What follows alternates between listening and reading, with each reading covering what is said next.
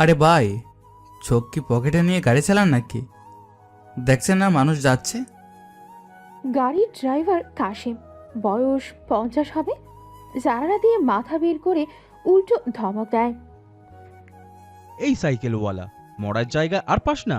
ম্যাডামের গাড়ির সামনে এসে পড়লি কেন? যা ভাগ এখান থেকে। গাড়িতে স্ক্র্যাচ লাগলে তোর 7 জন্ম বিক্রি করলেও এর শোধ হবে না। বাহ, রং সাইডে গাড়ি চালাবেন আপনারা, ধাক্কা দেবেন আপনারা, আবার চোখ রাঙিয়েও কথাও বলবেন আপনারা। পেয়েছেনটা কি? হ্যাঁ, নামেন গাড়ি থেকে, ভদ্রতা শিখিয়ে দিই একটু। শান্ত সাইকেলটা একপাশে ফেলে সোজা গাড়ির পেছনের জানালার দিকে এগিয়ে যায়। সে জানে গাড়ির মালিক পেছনে বসে আছে। কাছে টোকা দেয় সে। গ্লাসটা নামান। হ্যালো, কানে তুলে দেওয়া নাকি? গ্লাস নামান বলছি। গাড়ির ভেতর এসি চলছে। ইরা ল্যাপটপে চোখ রেখে বসেছিল। বাইরের এই চেঁচামেচিতে বিরক্ত হয়ে সে গ্লাসটা নামায়। শান্তর কাদা মাখা চেহারা দেখে সে নাক কুচকায়। What is this? কাশেম, গাড়ি থামালে কেন? আমি কি বলেছিলাম না 9:30-এ মিটিং আছে? এইসব রাস্তার ঝামেলা আমার একদম সহ্য হয় না। ম্যাডাম, জামলা তো আপনি পাকালেন, রং সাইড দিয়ে এলেন, আমাকে ফেলে দিলেন, এখন আবার সময় জ্ঞান দেখাচ্ছেন। নামুন গাড়ি থেকে আর আমাকে সরি বলুন।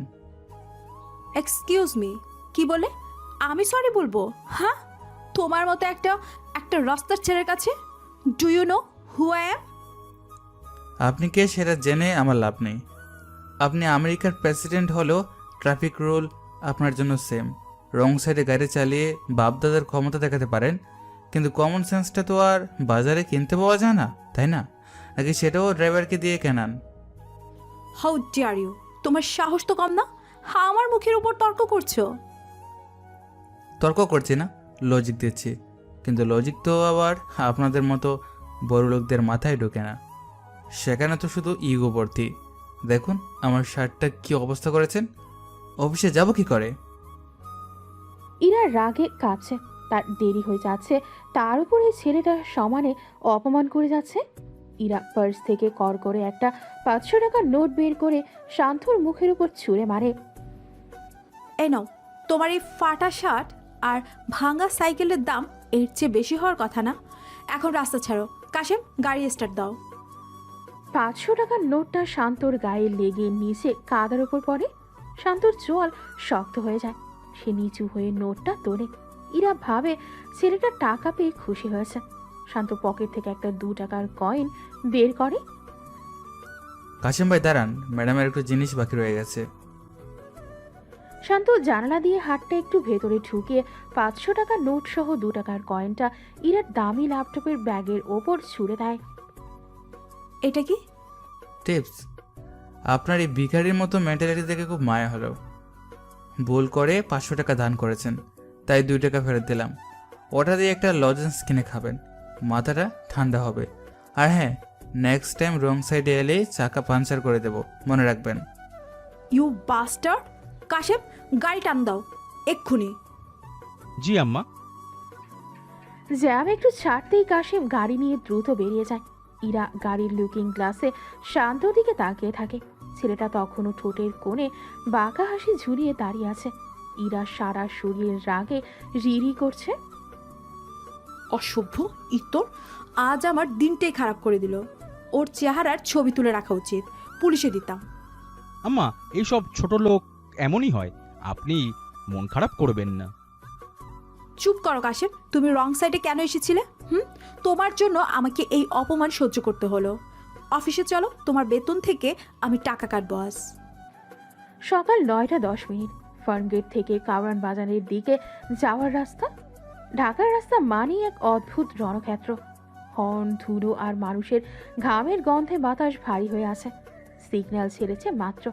গাড়ির চাকাগুলো নড়ে উঠতেই হুড়মুড় করে সবাই এগোতে চাইছে। এই ভিড়ের মধ্যে একটা পুরনো ফিনিক্স সাইকেল চালিয়ে যাচ্ছিল আজকের গল্পের নায়ক শান্ত। বয়স 27 বছর। গায়ের রং রোদে পোড়া তামাটে, কিন্তু চেহারায় একটা ধারালো ভাব আছে। পরনে নীল রঙের সস্তা চেক শার্ট, হাতা কনুই পর্যন্ত গোটানো। চোখে নিউ মার্কেট থেকে 150 টাকায় কেনা একটা কালো সানগ্লাস। চুলগুলো এলোমেলো, কিন্তু তাতে এক ধরনের স্টাইল আছে। সে বর্তমানে রয়্যাল ক্রিয়েশনস অফিসের লজিস্টিক এক্সিকিউটিভ, মূলত পিয়ন ও ক্লার্কের মাঝামাঝি পোস্ট। শান্ত সাইকেলটা নিয়ে জামের চিপা দিয়ে বের হওয়ার চেষ্টা করছিল। ঠিক তখনই উল্টো দিক থেকে একটা চকচকে কালো প্রাডো গাড়ি রং সাইড দিয়ে দ্রুত গতিতে ঢুকে পড়েছিল। গাড়ির ভেতরে বসেছিল ইরা। পুরো নাম ইরাবতী চৌধুরী, বয়স 25। যে এতক্ষণ শান্তর সাথে ঝগড়া করছিল সেই গল্পের নায়িকা ইরা। সে হলো রয়্যাল ক্রিয়েশনসের এমডি। রং ফর্সা, স্লিম ফিগার, পরনে দামি ফর্মাল স্যুট, চোখে মুখে আভিজাত্য আর অহংকারের ছাপে স্পষ্ট। সে গুলশানের এক আলিশান ডুপ্লেক্স বাড়িতে থাকে। প্রাডো গাড়িটার বাম্পার শান্তর সাইকেলের পেছনের চাকায় সজোরে ধাক্কা দেওয়ার ফলেই এই ঝগড়া। শান্ত টাল সামলাতে না পেরে রাস্তার পাশে জমে থাকা কাদা পানির গর্তে ছিটকে পড়ে গিয়েছিল। তার শার্টের এক পাশার প্যান্ট পুরোপুরি কাদায় মাখামাখি হয়ে গিয়েছিল। আর তারপর যা হলো আপনারা তো বুঝতেই পারেন। এবার আসি মূল গল্পে। এদিকে শান্ত রাস্তার পাশের একটা ট্যাপ থেকে পানি নিয়ে কোনো মতে গায়ের কাদা পরিষ্কার করে, কিন্তু শার্টের দাগ পুরোপুরি যায় না। ভেজা শার্ট গায়ে এসে সাইকেল চালিয়ে অফিসের দিকে রওনা দেয়। ওদিকে ইরা অফিসে পৌঁছে সোজা কনফারেন্সের রুমে ঢোকে। তার মেজাজ সপ্তমে চড়ে আছে। একে তো সকালের ওই ঘটনা, তার উপর প্রজেক্টরের লেন্স ঘোলা দেখে সে অফিসার স্টাফদের উপর চড়াও হয়। লয়াল ক্রিয়েশনসের কনফারেন্স রুম, গুলশান। সকাল 10:35। কনফারেন্স রুমে 3 পতন নীরবতা। ইরা হেড অফ দ্য টেবিলে বসে আছে। তার সামনে সেলস টিমের হেড রাশেদ সাহেব এবং আইটি ইনচার্জ সুমন দাঁড়িয়ে আছে ভয়ে ভয়ে। রাশেদ সাহেব, আমি কি আপনাদের চ্যারিটি করার জন্য বেতন দেই? একটা সিম্পল প্রেজেন্টেশন রেডি করতে পারেন না। আর সুমন, এই প্রজেক্টর ঘোলা কেন? আমি কি ঝাপসা দেখার জন্য এখানে বসে আছি? ম্যাম, আসলে লেন্সটা কাল পরিষ্কার করা হয়েছিল, কিন্তু হয়তো হিউমিডিটির কারণে। Shut up! অজুহাত দিবেন না। আপনাদের মতো অপদার্থের জন্য কোম্পানিটা ডুববে।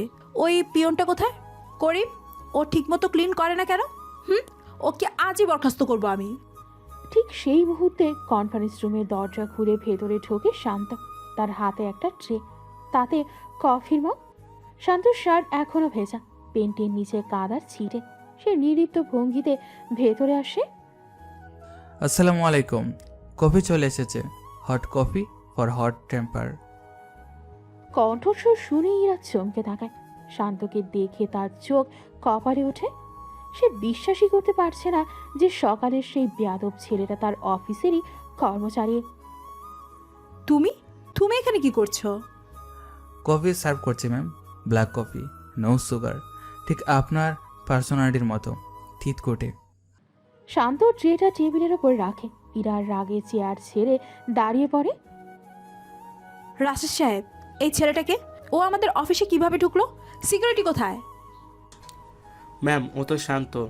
গত মাসে লজিস্টিক্সে জয়েন করেছে। খুব কাজের ছেলে, সব ফাইলপত্র গুছিয়ে রাখে। কাজের ছেলে? ও একটা বেয়াদব। সকালের রাস্তায় আমার গাড়ির সাথে ওই ঝামেলা করেছিল। ওই, তোমার সাহস কী করে হয় আমার সামনে দাঁড়ানোর? আর তোমার এই পোশাকের কি অবস্থা? এটা অফিস নাকি বস্তি?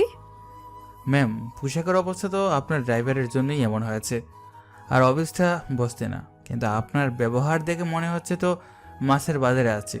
একটু আস্তে কথা বলুন, দেয়ালেরও কান আছে। তোমার এত বড় সাহস! তুমি আমাকে ম্যানার্স শেখাচ্ছ? You are fired! এক্ষুনি বের হয়ে যাও অফিস থেকে। ম্যাম, টেকনিক্যালি আপনি আমাকে ফায়ার করতে পারেন না। আমার অ্যাপয়েন্টমেন্ট লেটারে লেখা আছে কোনো ভ্যালিড রিজন ছাড়া আমাকে বের করে দেওয়া যাবে না।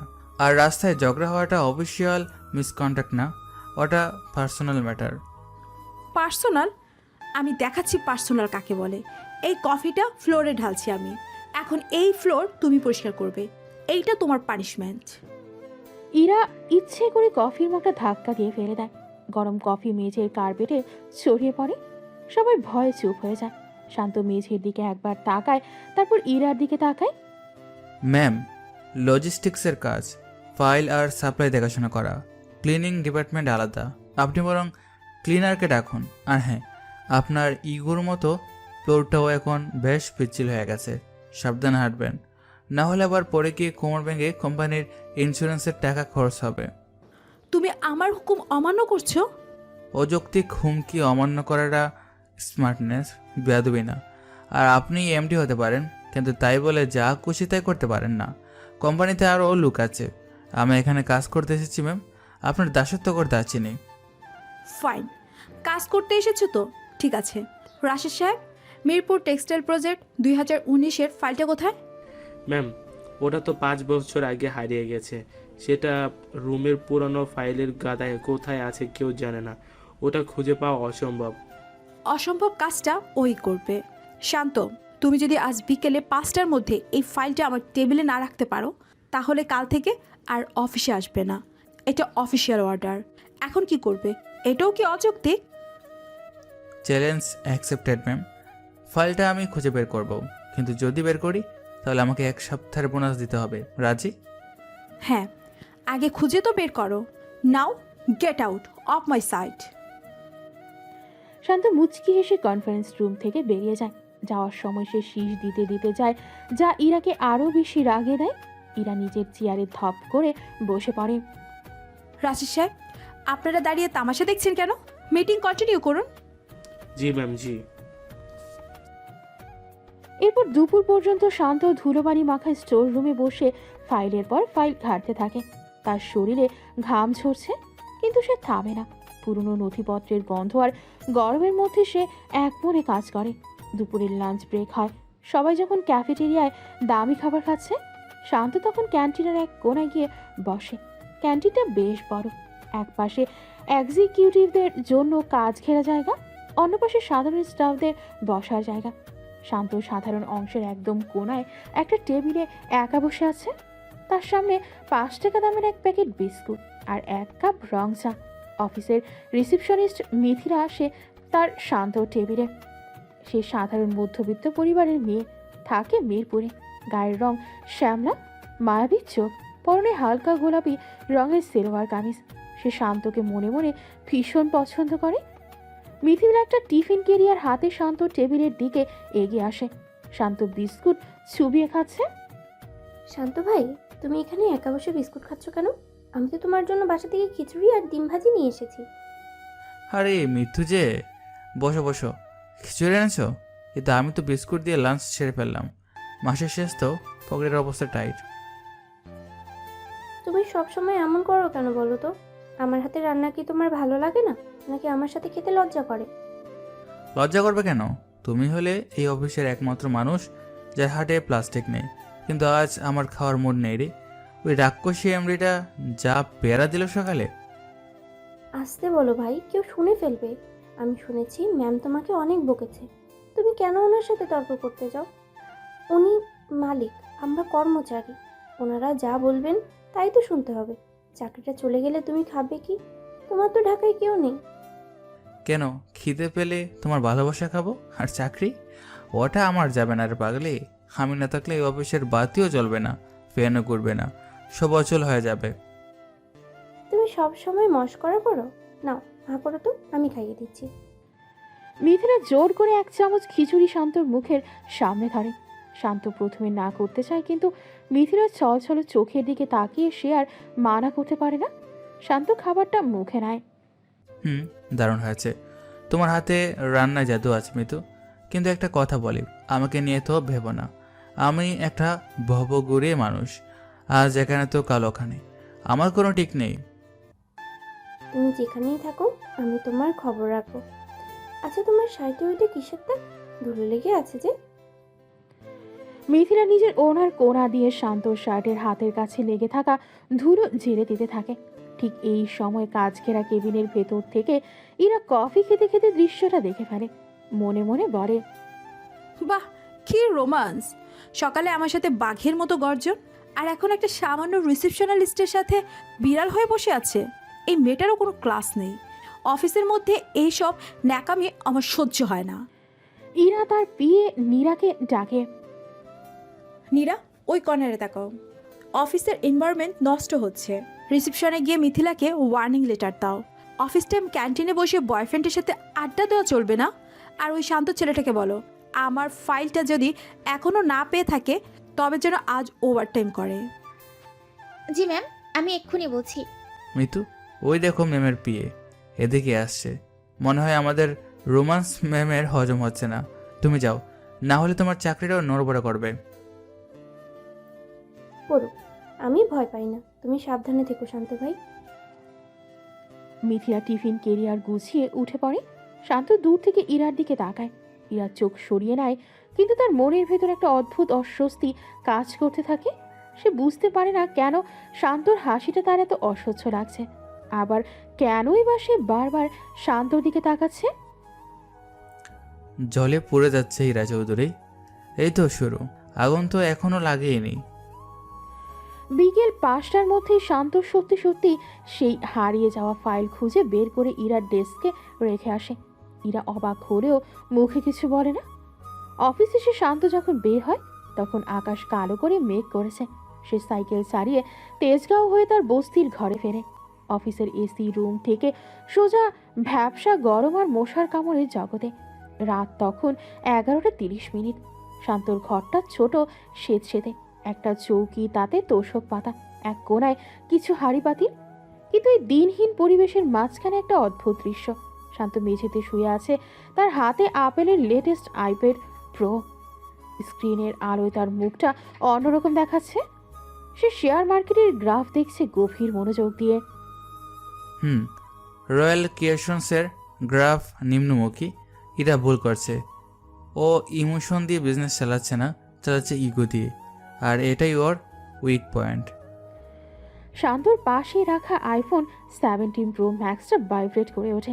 স্ক্রিনে নাম ভেসে ওঠে মিস্টার জামশেদ, শান্তর পার্সোনাল অ্যাটর্নি ও ম্যানেজার। শান্ত ফোনটা রিসিভ করে লাউড স্পিকারে দেয়। আসসালামু আলাইকুম স্যার, এত রাতে ডিস্টার্ব করার জন্য সরি। আপনি কি সেফ হাউসে আছেন নাকি ওই? ওয়ালাইকুম আসসালাম জমশেদ চাচা, আমি আমার প্রসাদে আছি। টিনের চালের বৃষ্টির মিউজিক শুনছি। বলো কী খবর? স্যার খবর ভালো না। রয়্যাল ক্রিয়েশনের কালকের ডিলটা ক্যান্সেল হয়ে যাচ্ছে। মিস্টার খান মানে এসকে গ্রুপের মালিক বায়ারদের ম্যানিপুলেট করেছে। এই ডিলটা না হলে ইরার কোম্পানি বড় লস পড়বে, ক্যাশ ফ্লো বন্ধ হয়ে যাবে। আমরা কি এখন স্ট্রাইক করব? আপনি চাইলে কালকে শেয়ারগুলো কিনে নিতে পারি। শান্ত কিছুক্ষণ চুপ করে থাকে। সে আইপ্যাডের স্ক্রিনে ইরার একটা ছবির দিকে তাকায়, যেটা সে ইন্টারনেট থেকে নামিয়েছে। ছবিতে ইরা অ্যাওয়ার্ড নিচ্ছে, মুখে সেই পরিচিত অহংকারী হাসি। না জমশেদ চাচা, এখনই না। আমি চাই না এরা এখনই ব্যাংকে পড়ুক। আমি ওকে নিজে হাতে শেষ করব, কিন্তু সেটা ফেয়ার গেম খেলে। মিস্টার খানের মতো ইঁদুরের গর্ত দিয়ে ঢুকে না। তাহলে কি করব স্যার? রয়্যাল ক্রিয়েশনসের ফ্রান্ট দরকার। তুমি বেনামে একটা শেল কোম্পানির মাধ্যমে 2 কোটি টাকা ইনভেস্ট করে দাও। এমনভাবে দেবে যে কেউ ট্রেস করতে না পারে সোর্সটাকে।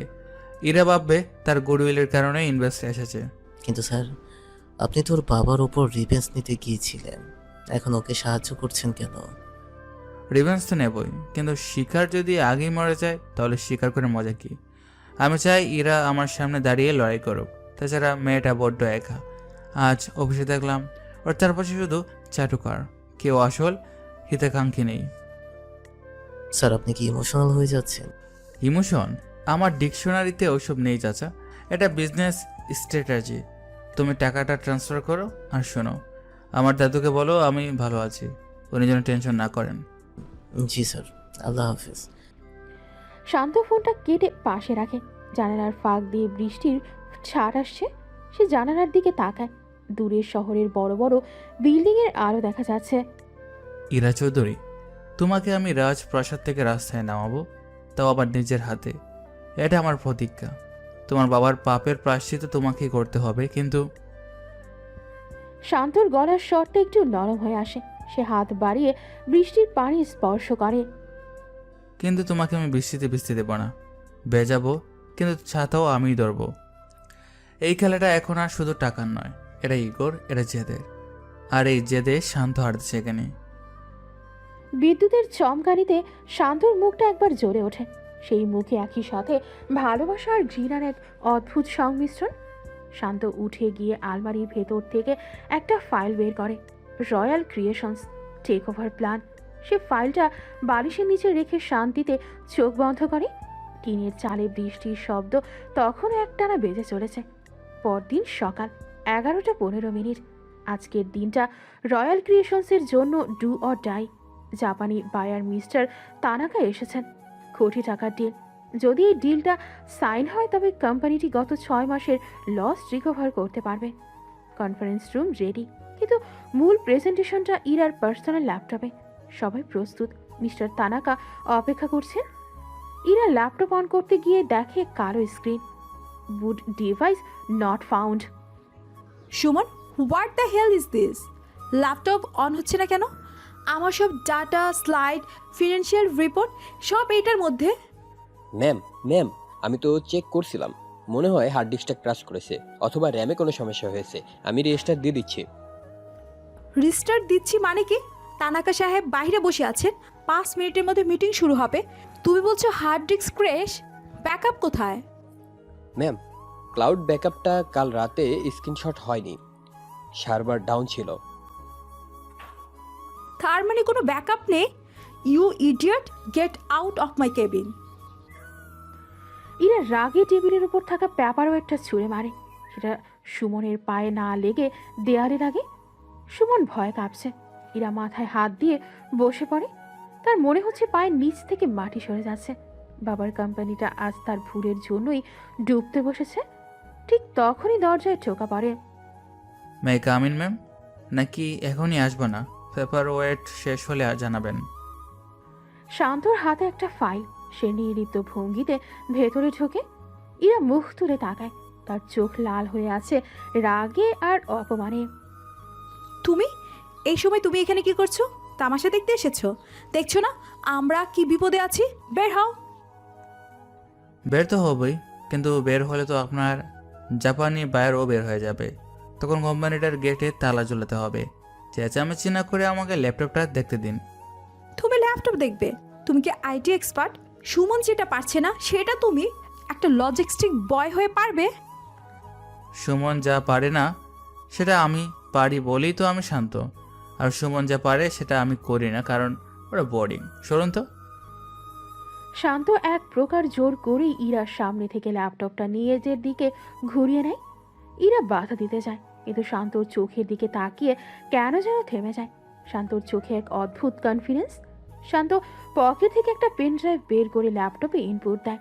তার আঙুলগুলো কিবোর্ডের ওপর ঝড়ের গতিতে চলতে থাকে।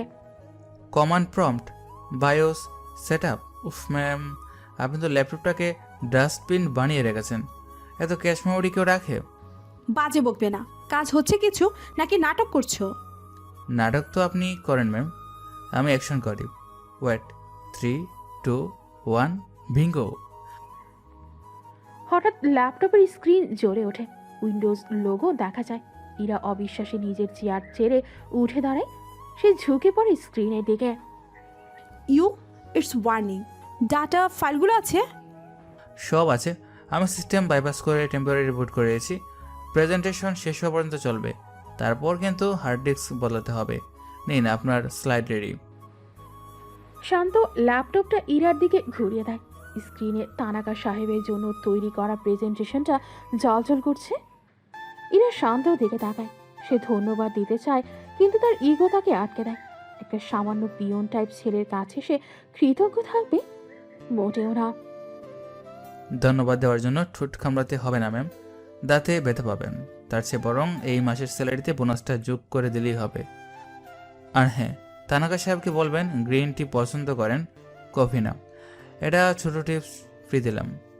তুমি তুমি জানলে কি করে তানাকা সাহেব গ্রিন টি পছন্দ করেন? আমি মানুষ পড়ি ম্যাম, শুধু ফাইল পড়ি না।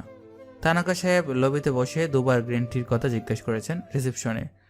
আপনার হাই প্রোফাইল এক্সিকিউটিভরা সেটা খেয়াল করেনি। All the best for the meeting. Shanto মুচকি হেসে ফাইলটা টেবিলে রেখে বেরিয়ে যায়। ইরা কিছুক্ষণ শান্তর যাওয়ার পথের দিকে তাকিয়ে থাকে। ছেলেটা তাকে আজ বড় বাঁচা বাঁচারও, কিন্তু শান্তর ওই ডোন্ট কেয়ার হাসিটা ইরার বুকের ভেতর এক অদ্ভুত জেদ তৈরি করে। সে মনে মনে বলে, এত স্মার্টনেস! তোমাকে আমি ভাঙবো শান্ত। আমি ইরা চৌধুরী বলছি। কিছুক্ষণ পর মিটিং সফল হয়। তানাকা সাহেব ডিল সাইন করে। ইরা সাময়িকভাবে স্বস্তির নিঃশ্বাস ফেলে। দুপুরের লাঞ্চ আওয়ারে অফিসের পরিবেশ একটু হালকা হয়, কিন্তু ইরার মনের ভেতর শান্তর প্রতি এক মিশ্র অনুভূতি কাজ করতে থাকে, কৃতজ্ঞতা নাকি বিরক্তি। এরই মধ্যে দুপুরের খাবারের পর লেডিস ওয়াশরুমে ঘটে যায় এক অপ্রীতিকর ঘটনা, যা শান্তকে আবারও ইরার মুখোমুখি দাঁড় করিয়ে দেয়। দুপুর 1:40। লেডিস ওয়াশরুমের সামনে বড় আয়না। ইরা সেখানে দাঁড়িয়ে মেকআপ টাচ আপ করছে। মিটিংয়ের সাফল্যে তার মুড কিছুটা ভালো ছিল, কিন্তু তখনই মিথিলা ওয়াশরুমে ঢোকে। মিথিলার হাতে একটা সস্তা বাটন ফোন। সে সম্ভবত শান্তর সাথে মেসেজে কথা বলছিল আর হাসছিল। ইরাকে দেখে মিথিলা ফোনটা লুকিয়ে ফেলে। আসসালামু আলাইকুম ম্যাম, কংগ্রাচুলেশনস, ডিলটা নাকি হয়ে গেছে। থ্যাঙ্কস, কিন্তু তুমি এখানে কি করছো? রিসেপশনে কে? ম্যাম লাঞ্চ ব্রেক তো, তাই একটু ফ্রেশ হতে এলাম। আসলে শান্ত ভাই একটা জোকস পাঠিয়েছে তো তাই। শান্ত নামটা শোনা মাত্রই ইরার ভ্রু কুঁচকে যায়। তার মনে পড়ে সকালে ক্যান্টিনের দৃশ্য। এই মেয়েটা শান্তর সাথে বড্ড বেশি মেলামেশা করছে। শোনো মিথিলা, একটা কথা বলি। তুমি এই কোম্পানিতে আছো তোমার কাজের জন্য, রোমান্স করার জন্য না। আর তোমার চয়েস এত চিপ কেন? ওই শান্ত একটা লজিস্টিক বয়, ওর তো নিজের থাকার জায়গা নেই। ও তোমাকে কি খাওয়াবে? ফুটপাতের ধুলো? ম্যাম প্লিজ এভাবে বলবেন না, শান্ত ভাই মানুষ হিসেবে অনেক ভালো, টাকা দিয়ে তো মানুষ মাপা যায় না। ও রিয়েলি? ফিলোসফি ছাড়ছো আমার সামনে? টাকা দিয়ে মানুষ মাপা যায়? যার টাকা নেই তার কোনো ভ্যালু নেই। স্ট্যান্ডার্ড বজায় রেখে চলা উচিত। অফিসের পিয়ন টাইপ ছেলেদের সাথে ঢলাঢলি করে কোম্পানির রেপুটেশন নষ্ট করো না। নেক্সট টাইম যদি দেখি তুমি ওর সাথে আড্ডা দিচ্ছ, তোমাকে আমি টার্মিনেট করব। আর ওই লিপস্টিকটা মুছে ফেলো, তোমাকে একদম সস্তা লাগছে। মিথিলার চোখে পানি চলে আসে। সে অপমান সহ্য করতে না পেরে কাঁদতে কাঁদতে ওয়াশরুম থেকে বেরিয়ে যায়। করিডোরে শান্ত ফাইল নিয়ে যাচ্ছিল। সে মিথিলাকে কাঁদতে দেখে থমকে দাঁড়ায়। মিতু, কি হয়েছে? কাঁদছো কেন? কিছু না শান্ত ভাই, ম্যাম বললো আমার চয়েস নাকি চিপ, আমি নাকি সস্তা। শান্তর হাত মুঠো হয়ে যায়। মিথিলা দৌড়ে চলে যায় নিজের ডেস্কে। শান্ত এক মুহূর্ত দেরি না করে ফাইলের গাদাটা করিডোরের টেবিলে থরম করে রেখে সোজা এমডির কেবিনের দিকে হাঁটা দেয়। পিয়ে নীরা তাকে আটকাতে যায়। এই শান্ত, দাঁড়ান। হুটহাট কই ঢুকছেন? এটা কি আপনার বস্তি নাকি যে পারমিশন লাগবে না? সামনে থেকে সরুন নীরা আপু, ম্যামের সাথে জরুরি কথা আছে। ম্যাম এখন রেস্ট নিচ্ছেন, ভেতরে যাওয়া যাবে না। আর লজিস্টিক্স স্টাফদের এই ফ্লোরে অ্যালাউড না, জানেন না? নিয়ম পরে দেখাবেন। মিথিলাকে ম্যাম যা বলেছেন সেটার কৈফিয়ত কে দিবে? আপনি? উফ, আপনার সাহস তো কম না। এমডি ম্যামের পার্সোনাল ম্যাটার নিয়ে কথা বলতে এসেছেন? অ্যাপার্টমেন্ট ছাড়া ওনার ধারে কাছেও যাওয়া ইম্পসিবল। Get lost. ইম্পসিবল শব্দটা আপনার ডিকশনারিতে মানায়, আমার না। সরুন সামনে থেকে। শান্ত দরজা না নক করেই ধরাস করে খুলে ভেতরে ঢোকে। ইরা চমকে ওঠে। সে সোফায় বসে ম্যাগাজিন পড়ছিল। বার্তা? শান্ত, ম্যানার্স জানো না? নক না করে ঢুকলে কেন? ম্যানার্স? আপনি ম্যানার্সের কথা বলছেন? একটু আগে ওয়াশরুম মিথিলাকে কি বলে এসেছেন? সেটা আমার আর আমার এমপ্লয়ের ব্যাপার। তুমি কৈফিয়ত চাওয়ার কে? আমি মানুষ হিসেবে কৈফিয়ত চাইছি ম্যাম। আপনি বস হতে পারেন, এমডি হতে পারেন, 1000 কোটি টাকার মালিক হতে পারেন, কিন্তু মানুষ হিসেবে আপনি জিরো। একটা মেয়েকে তার অর্থনৈতিক অবস্থা নিয়ে খুঁটে দেওয়া, তার চরিত্র নিয়ে কথা বলা, এটা কোন ক্লাসের মধ্যে পড়ে? এটা কি আপনার আভিজাত্য? Shut up! তুমি সীমা ছাড়িয়ে যাচ্ছ শান্ত। আমার স্টাফকে আমি যা খুশি বলবো। তুমি আমাকে জাজ করার কে? আমি জাজ করছি না, ওয়ার্নিং দিচ্ছি। মিথিলা সরল মেয়ে, ও হয়তো আপনার কথার উত্তর দিতে পারেনি, কিন্তু আমি পারবো। মিথিলাকে যদি আর কখনো ছোট করেছেন বা ওর চোখে এক ফোঁটা পানি যদি আপনার কারণে পড়ে, তাহলে এই চাকরিটা আমি লাথি মেরে চলে যাব। আর যাওয়ার আগে রিজাইন লেটারে আপনার টেবিলে নয়, আপনার মুখের উপর দিয়ে যাব। তুমি আমাকে থ্রেট দিচ্ছ? হ্যাঁ, সামান্য একটা চাকরির জন্য তুমি আমার সাথে বার্গেনিং করছো? চাকরিটা আমার পেটের দায়ে করে ম্যাম, কিন্তু আত্মসম্মানটা বিক্রি করিনি। আপনার ওই এসি রুম আর দামি গাড়ির চেয়ে আমার কাছে মানুষের সম্মান অনেক বড়। মনে রাখবেন, টাকা দিয়ে আপনি দালান কিনতে পারবেন, কিন্তু ওই মেয়েটার মতো একটা পবিত্র মন কিনতে পারবেন না। পবিত্র মন? বাহ, বেশ তো দরদ উতলে পড়ছে। প্রেমিকা বলে কথা। তা অফিসে কাজ করতে আসো নাকি প্রেম করতে? প্রেমিকা হওয়া লাগে না ম্যাম, মিথিলা মানুষ, আর আমি মানুষের পাশে দাঁড়াই, আপনার মতো রোবটদের পাশে না, যাদের হার্টের জায়গায় ক্যালকুলেটর বসানো। শ্যাট আপ, আমাকে রোবট বলবে না। আর ওই মেয়েটার পাশে দাঁড়ানো মানে? হ্যাঁ, সারাদিন তো দেখি ক্যান্টিনে ওর সাথে ফিসফিস করো, কাজের সময় কাজ নেই, শুধু ঢলাঢলি। এতই যখন মায়া, তো বিয়ে করে ঘরে নিয়ে তুলো না কেন? বিয়ে তো করবই, যেদিন কপালে থাকবে, কিন্তু মিথিলার মতো মেয়েকে যে পাবে সে লাকি। অন্তত দিন শেষে বাসায় ফিরলেও জিজ্ঞেস করবে খেয়েছে কিনা, আপনার মতো ফাইলের হিসাব চাইবে না। ও রিয়েলি? আর আমি বুঝি কারো খবর নেই না?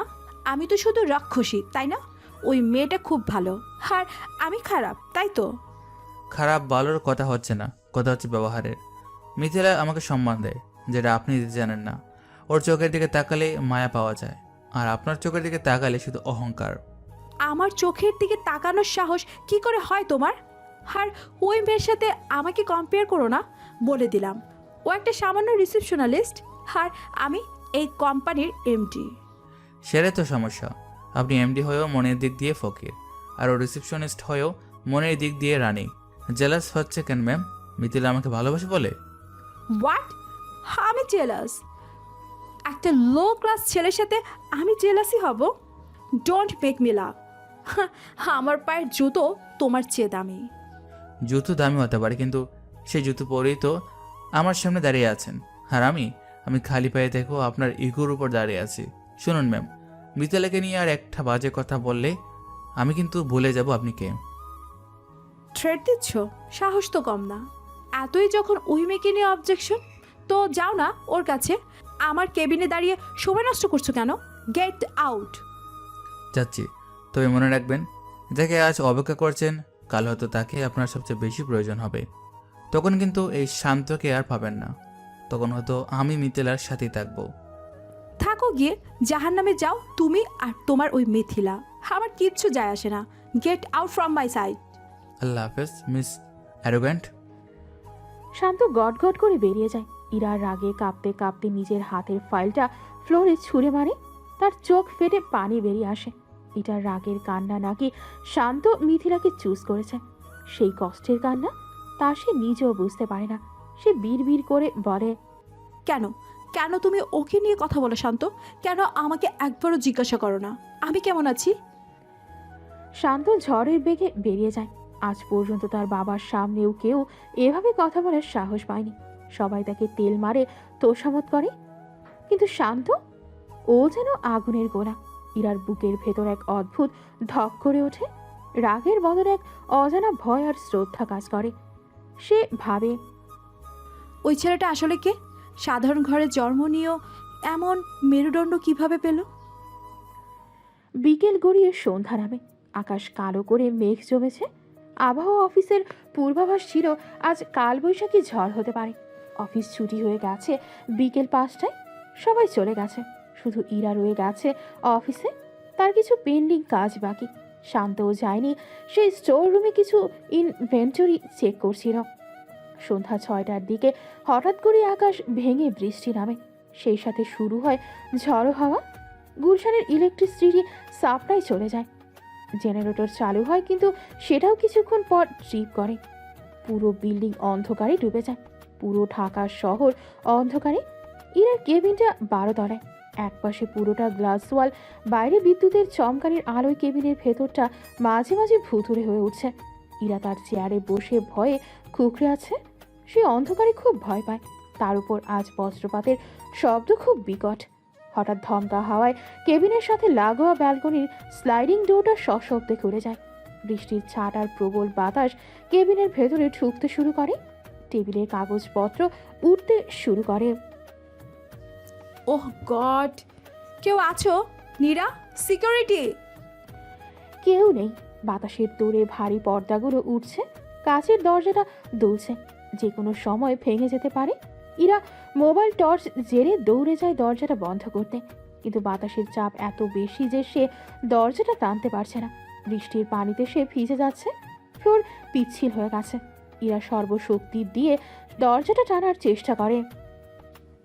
উফ, বন্ধ প্লিজ। হঠাৎ একটা বিকট বজ্রপাত হয়, শব্দে বিল্ডিংটা যেন কেঁপে ওঠে। ইরা ভয়ে চিৎকার করে চোখ বন্ধ করে ফেলে। তার হাতল থেকে হাত ফসকে যায়, সে পিছিয়ে গিয়ে পড়ে যেতে নেয়। ঠিক তখনই একজোড়া শক্তিশালী হাত তাকে ধরে ফেলে। ম্যাম সরুন, আমি দেখছি। শান্তর আগমন যেন ফেরেশতার মতো। সে ইরাকে এক হাতে ধরে অন্য হাতে স্লাইডিং ডোরটা টান দেয়। শান্তর গায়ের শার্ট ভিজে শরীরের সাথে লেপ্টে আছে। তার পেশিবহুল হাতের টানে ভারী দরজাটা ধীরে ধীরে বন্ধ হয়ে যায়। শান্ত লক লাগিয়ে দেয়। বাইরের ঝড়ের শব্দ এখন একটু কম। শান্ত, ইরা শান্তর বুকে লেপ্টে আছে। সে কাঁপছে, ভয়ে নাকি ঠান্ডায় বোঝা দেয়। শান্ত ইরাকে ছেড়ে দেয় না। মোবাইল টর্চের আলো টেবিলের ওপর রাখা, যার ফলে ঘর জুড়ে এক আবছা আলো ছায়ার খেলা। শান্ত ইরার দিকে তাকায়। ইরার সাদা শার্ট বৃষ্টির পানিতে ভিজে স্বচ্ছ হয়ে গেছে। তার ভেজা চুলগুলো লেপ্টে আছে গালে। আপনি ঠিক আছেন? ব্যথা পেয়েছেন? আমি আমি ভয় পাচ্ছিলাম, বিদ্যুৎ চমকাচ্ছিল। ভয় নেই, আমি আছি তো। দেখুন, জ্বর বাইরে, ভিতরে না। শান্তর গলার স্বর খুব গভীর শোনায়। ইরা শান্তর চোখের দিকে তাকায়। সেই চোখে আজ কোনো অপকা নেই, আছে এক গভীর আশ্বাস। ইরা অনুভব করে শান্তর ভেজা শরীর থেকে এক ধরনের পৌরুষদীপ্ত ঘ্রাণ আসছে। বৃষ্টি, ঘাম আর আফটার শেভ মেশানো এক নেশালো গন্ধ। ইরার শ্বাস ভারী হতে শুরু করে। সে শান্তর বুক থেকে সরতে পারে না। তার হাত অজান্তেই শান্তর ভিজে যাওয়া শার্টের বোতামের ওপর চলে যায়। ম্যাম, আপনি কাঁদছেন? ঠান্ডা লাগছে খুব। শান্ত নিজের শরীরের উত্তাপ দিয়ে ইরাকে আড়াল করে রাখে। সে ধীরে ধীরে ইরার ভেজা চুলগুলো কানের পেছনে গুজে দেয়। তার আঙুলের স্পর্শ ইরার মেরুদণ্ড দিয়ে এক শিহরণ নামিয়ে দেয়। ইরার চোখ বন্ধ করে ফেলে। শান্ত, তুমি চলে যেও না। আমি কোথাও যাচ্ছি না ইরা, আমি এখানে আছি। ম্যাম থেকে সোজা ইরা, এই নাম ধরে ডাকাটা যেন এক মুহূর্তেই তাদের মাঝখানের বসের দেয়াল ভেঙে দেয়। শান্ত ইরার কোমরে হাত রাখে। ইরা একটু কেঁপে ওঠে, কিন্তু সরে যায় না, বরং শান্তর শার্ট খামছে ধরে। দুজনের নিঃশ্বাসের শব্দে কেবিনের বাতাস ভারী হয়ে ওঠে। শান্ত ধীরে ধীরে তার মুখ নামিয়ে আনে ইরার মুখের কাছে। জানেন, অহংকারী মেয়েদের ভিজে গেলে খুব সুন্দর লাগে। মনে হয় আগুনের উপর কেউ পানি ঢেলে দিয়েছে। এখন শুধু ধোঁয়া উঠছে।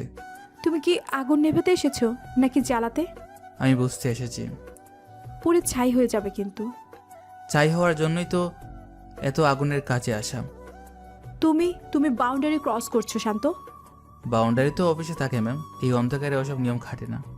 আমার হার্টবিট শুনতে পাচ্ছ? পাচ্ছি, খুব জোরে বাজছে। কিসের ভয়? জ্বর নাকি আমি? জানি না, হয়তো দুটোই। হাতটা সরাও প্লিজ, আমি নিজেকে কন্ট্রোল করতে পারছি না। কন্ট্রোল ছেড়ে দাও না, সবসময় এত শক্ত হয়ে থাকতে হয় না। আমি তোমার বস, ভুলে যেও না। এখানে কোনো বস নেই না, আজ শুধু একটা ভয় পাওয়ার মেয়ে আর তাকে আগলে রাখা একটা ছেলে। তোমার চোখ এমন কেন? কেমন? মনে হচ্ছে গিলে খাবে আমাকে। খিদের জ্বালা তো গরিবের পেটে সবসময় থাকে। অসভ্য, এই সিচুয়েশনে ফ্ল্যাট করছো? ফ্লার্ট না, ফ্যাক্ট। বেজা চুলে তোমাকে মারাত্মক লাগছে। মনে হচ্ছে সব ছেড়ে ছুড়ে এক্ষুনি কি? থাক, সব কথা বলতে নেই, কিছু কথা বুঝে নিতে হয়। আমি বুঝতে চাই না, আমাকে যেতে দাও। যেতে তো আমি ধরে রাখিনি, কিন্তু তোমার হাতটা যে আমার শার্ট খামচে ধরে আছে, ওটা কি ছাড়বে না? আমি আমি আসলে খাপছো কেন? ঠান্ডা লাগছে নাকি আমার নিঃশ্বাস গায়ে লাগছে বলে? Shanto please don't play with me. আমি দুর্বল হয়ে যাচ্ছি। দুর্বল তো আমিও, তবে শরীরের দিক দিয়ে নয়, মনের দিক দিয়ে। মিথিলা জানলে কিভাবে? এখন মিথিলা নেই এই মুহূর্তে দুনিয়াতে, শুধু তুমি আর আমি, আর কেউ নেই। তুমি সত্যি একটা পাগল। পাগল না হলে কি আর আগুনের মধ্যে ঝাঁপ তাকাও আমার দিকে, চোখ নামাবে না। পারছি না, তোমার চোখের দিকে তাকালে আমার দম বন্ধ হয়ে আসছে। নিঃশ্বাস নাও, আমার নিঃশ্বাসের সাথে মিলিয়ে নাও। শান্ত, আর কাছে এসো না প্লিজ। না, আসলে জ্বরটা থামবে কিভাবে? শান্ত ঠোঁট ইরার ঠোঁটের একদম কাছে। তাদের নিঃশ্বাস একে অপরের মুখে লাগছে। উত্তেজনার পারদ চরমে। ইরার ঠোঁট অল্প ফাঁক হয়ে আছে, সেজন্য শান্তর স্পর্শের জন্য ভিক্ষা চাইছে। শান্তর এক হাত ইরার গালের কাছে উঠে আসে। সে ইরার চিবুকটা উঁচিয়ে ধরে। এক মুহূর্তের জন্য মনে হয় তারা পৃথিবীর সব নিয়ম ভেঙে একে অপরকে গ্রাস করে ফেলবে। হঠাৎ করিডোরে জেনারেটরের ভারী শব্দ শোনা যায় এবং কেবিনের লাইটগুলো জ্বলে ওঠে। উজ্জ্বল আলোয় দুজনেই চমকে ওঠে। ইরা ছিটকে সরে যায় শান্তর কাছ থেকে। সে দ্রুত নিজের জামা কাপড় ঠিক করতে থাকে। শান্ত একটু পিছিয়ে যায়, কিন্তু তার চোখে তখনও সেই নেশা লেগে আছে। পাওয়ার চলে এসেছে ম্যাম, আমি আসছি। আপনি চেঞ্জ করে নিন, না হলে ঠান্ডা লেগে যাবে। শান্ত আর কোনো কথা না বলে বেরিয়ে যায়। ইরা টেবিলের উপর দু হাতে ভর দিয়ে দাঁড়িয়ে হাঁপাতে থাকে। তার গাল গরম হয়ে আছে। সে আয়নায় নিজের দিকে তাকায়। এই ইরাকে সে চেনে না। এই ইরা শান্তর জন্য পাগল হয়ে যাচ্ছে। সে বিড় করে বলে, হোয়াট ওয়াজ দ্যাট? আমি কেন ওকে আটকালাম না? আমি কি ওর প্রেমে পড়ে যাচ্ছি? সেই রাতের ঘটনার পর শান্ত অফিস থেকে সোজা চলে যায় তার আসল ঠিকানায়। সে জানে আজকের এই ঘটনার পর ইরার মনে ঝড় উঠবে এবং এটাই তার প্ল্যানের অংশ। সে চায় ইরা তার উপর ইমোশনালি ডিপেন্ডেন্ট হয়ে পড়ুক। রাত 10টায় শান্ত যখন তার বিলাসবহুল হোটেলের স্যুটে পৌঁছায়, তখন সে আর গরিব লজিস্টিক বয় নয়। সে এখন সায়ান চৌধুরী, একজন তীক্ষ্ণ বুদ্ধিসম্পন্ন businessman. The Westin Dhaka presidential suite. Shanto এখন সম্পূর্ণ ভিন্ন রূপে। তার পরনে নেভি ব্লু রঙের দামি বাথরোব, হাতে ক্রিস্টাল গ্লাসে স্কচ হুইস্কি। সে জানালার পাশে দাঁড়িয়ে গুলশানের রাতের শহরের দিকে তাকিয়ে আছে। তার পেছনে সোফায় বসে আছে মিস্টার জামশেদ এবং একজন প্রাইভেট ইনভেস্টিগেটর নাম রফিক। টেবিলে ছড়িয়ে আছে কিছু ফাইল এবং ইরার বাবার কিছু পুরনো ছবি। স্যার, এই ফাইলে ইরার বাবা ইশতিয়াক চৌধুরীর সব দুর্নীতি প্রমাণ আছে। তিনি কিভাবে আপনার বাবার কোম্পানিটা জালিয়াতি করে দখল করেছিলেন তার সব ডকুমেন্টস এখানে। আপনি চাইলে কাল সকালে আমরা কোর্টে মুভ করতে পারি। কোম্পানি সিজ হয়ে যাবে, ইরাবতী চৌধুরী রাস্তায় নেমে যাবে। শান্ত গ্লাসে এক চুমুক দেয়। হুইস্কির তিতকুটে শার্টটা তার গলায় জ্বালা ধরে। সে ঘুরে দাঁড়ায়। তার চোখে মুখে এখন আর সেই প্রেমিকের ভাব নেই, আছে এক শিকারীর দৃষ্টি। না রফিক, এখনই না। কিন্তু স্যার, আপনি তো 4 বছর ধরে এই দিনটার অপেক্ষা করছেন। আর যখন সব প্রমাণ হাতে, তখন দেরি করছেন কেন? ইরা মেয়েটা তো আপনাকে অপমান কম করে দিই। অপমান করেছে, আবার আজ আমার বুকে মাথাও রেখেছে। জামশেদ চাচা, আজকে সন্ধ্যার পর সমীকরণটা একটু বদলে গেছে। স্যার, আমি বুঝলাম না, আপনি কি ইরাকে ভালোবাসেন নাকি ঘৃণা করেন? ভালোবাসা আর ঘৃণা দুটি খুব স্ট্রং ইমোশন রফিক। একটার সাথে আরেকটা মিশিয়ে গেলে সেটা বিষ হয়ে যায়। আজ যখন লাইট চলে গেল, আমি ওর চোখে ভয় দেখেছি, কিন্তু সে ভয়টা অন্ধকারকে নিয়ে ছিল না। সে ভয়টা ছিল আমাকে হারানোর ভয়। যতক্ষণ না ও আমার সামনে নিজের হার স্বীকার করছে, যতক্ষণ না ও বলছে যে শান্ত আমি তোমাকে ছাড়া অচল, ততক্ষণ এই গেম চলবে। শান্ত টেবিলের কাছে এসে ফাইলের উপর হাত রাখে। সে ইরার বাবার ছবিটার দিকে তাকিয়ে থাকে। এরা ভাবছে ও আমাকে কন্ট্রোল করছে। ও জানে না ওর পায়ের নিচে মাটিটা আসলে আমার হাতের তালু। আমি যখন হাত সরাবো ও পড়ে যাবে। কিন্তু কি স্যার? কিন্তু আমি ওকে পড়তে দেব না, আমি ওকে ধরবো, তবে সেটা আমার শর্তে। সন্ধ্যার কেবিনের ঘটনাটা আমাকে বুঝিয়ে দিয়েছে ওর অহংকারের বর্মটা ফুটো হয়ে গেছে। এখন শুধু শেষ আঘাতটার অপেক্ষা। শান্ত গ্লাসটা টেবিলে নামিয়ে রাখে। তার চোখে এক অদ্ভুত জিঘাংসার অধিকার বোধের খেলা। সে মনে মনে বলে, ইরা, তুমি আমার, এই কোম্পানিও আমার, তুমিও আমার। তোমার বাবা আমার বাবার কাছ থেকে সব কেড়ে নিয়েছিল, আমি সুদে আসলে সব ফেরত নেব, তোমাকে সহ। রফিক, কাল থেকে ওদের শেয়ার মার্কেটে নজর রাখো। আমি চাই ওদের শেয়ার প্রাইস একটু একটু করে পড়ুক। ইরাকে প্যানিক করতে দাও। ও যখন দেখবে চারপাশ অন্ধকার, তখন আবার আমাকে খুঁজবে, আর সেদিনই হবে শেষ খেলা। শান্ত জানালার কাছে নিজের প্রতিবিম্ব দেখে, যেখানে সেখানে একজন প্রেমিক আর একজন প্রতিশোধ পরায়ণ যুবকের মুখ একাকার হয়ে আছে। বাইরের শহরে তখনও ঝিরঝির বৃষ্টি পড়ছে, যেন শান্তর মনের ভেতরের ঝড়েরই প্রতিধ্বনি। পরের দিন বিকেল 5টা, রয়্যাল ক্রিয়েশনস অফিস, গুলশান। সবাই অফিস থেকে বেরোনোর প্রস্তুতি নিচ্ছে। অফিসের করিডোরে ব্যস্ততা। কাল ভোরে পুরো টিম সিলেটে যাচ্ছে আউটডোর শুটিংয়ের জন্য। মিথিলা লুকিয়ে সিঁড়ির নিচে দাঁড়িয়ে ফোনে কথা বলছে। তার গলার স্বর খুব নিচু, যেন কেউ শুনে না ফেলে। জি স্যার, সব কনফার্ম। ম্যাম কাল সকালেই টিম নিয়ে বের হচ্ছেন। হ্যাঁ, শান্ত ভাইও যাচ্ছে। ম্যাম জোর করিয়ে ওকে টিমে রেখেছে স্পট বয় হিসেবে। না স্যার, শান্ত ভাই কিছু সন্দেহ করেনি। ও তো ভাবছে আমি শুধুই ওকে কেয়ার করি। আসলে ও বড্ড ইমোশনাল। ওকে ম্যানিপুলেট করা খুবই সহজ। আপনি চিন্তা করবেন না, ট্যুরের সব আপডেট আমি আপনাকে দেব। ম্যামের উইকনেসগুলো নোট করছি। ঠিক আছে স্যার, রাখছি। মিথিলা ফোনটা কেটে ব্যাগে রাখে। তার চোখে মুখে এক কুটিল হাসি। সে করিডোরে বেরিয়ে এসে শান্তকে দেখতে পায়। মুহূর্তেই তার চেহারার এক্সপ্রেশন বদলে একদম ইনোসেন্ট হয়ে যায়। শান্ত ভাই, ব্যাগ গুছিয়েছো? কাল কিন্তু অনেক মজা হবে, তাই না? মজা তো হবেই রে পাগলি, তবে আমার জন্য তো কাজ, তোর জন্য মজা। আমি তো কুলির কাজ করতে যাচ্ছি। তোর তুমি থাকতে আমার এমনিতেই ভালো লাগে। চলো। পরের দিন সকাল 10:30 মালিনী ছড়া চা বাগান, সিলেট। রয়্যাল ক্রিয়েশনসের নতুন মেশন গ্রোমিং প্রোডাক্ট রয়্যাল ম্যানের বিজ্ঞাপন শুট হচ্ছে। ইরা মনিটরের সামনে বসে আছে, তার চোখে দামি রোদ চশমা। শান্ত একটু দূরে টি শার্ট আর জিন্স পরে প্রপস টানছে। তার কপালের ঘাম আর রোদে পোড়া চেহারাতেও এক অদ্ভুত পুরুষালী সৌন্দর্য ফুটে উঠেছে। ইরা বারবার স্ক্রিপ্ট থেকে চোখ সরিয়ে শান্তর মাসালার কাজের ভঙ্গি দেখছে। ডিরেক্টর ফারুক সাহেব দৌড়ে আসেন। তিনি খুব টেনশনে আছেন। ম্যাম, সর্বনাশ হয়ে গেছে। আমাদের মেইন মডেল রকি তো অজ্ঞান হয়ে গেছে, ফুড পয়জনিং। ও দাঁড়াতেই পারছে না।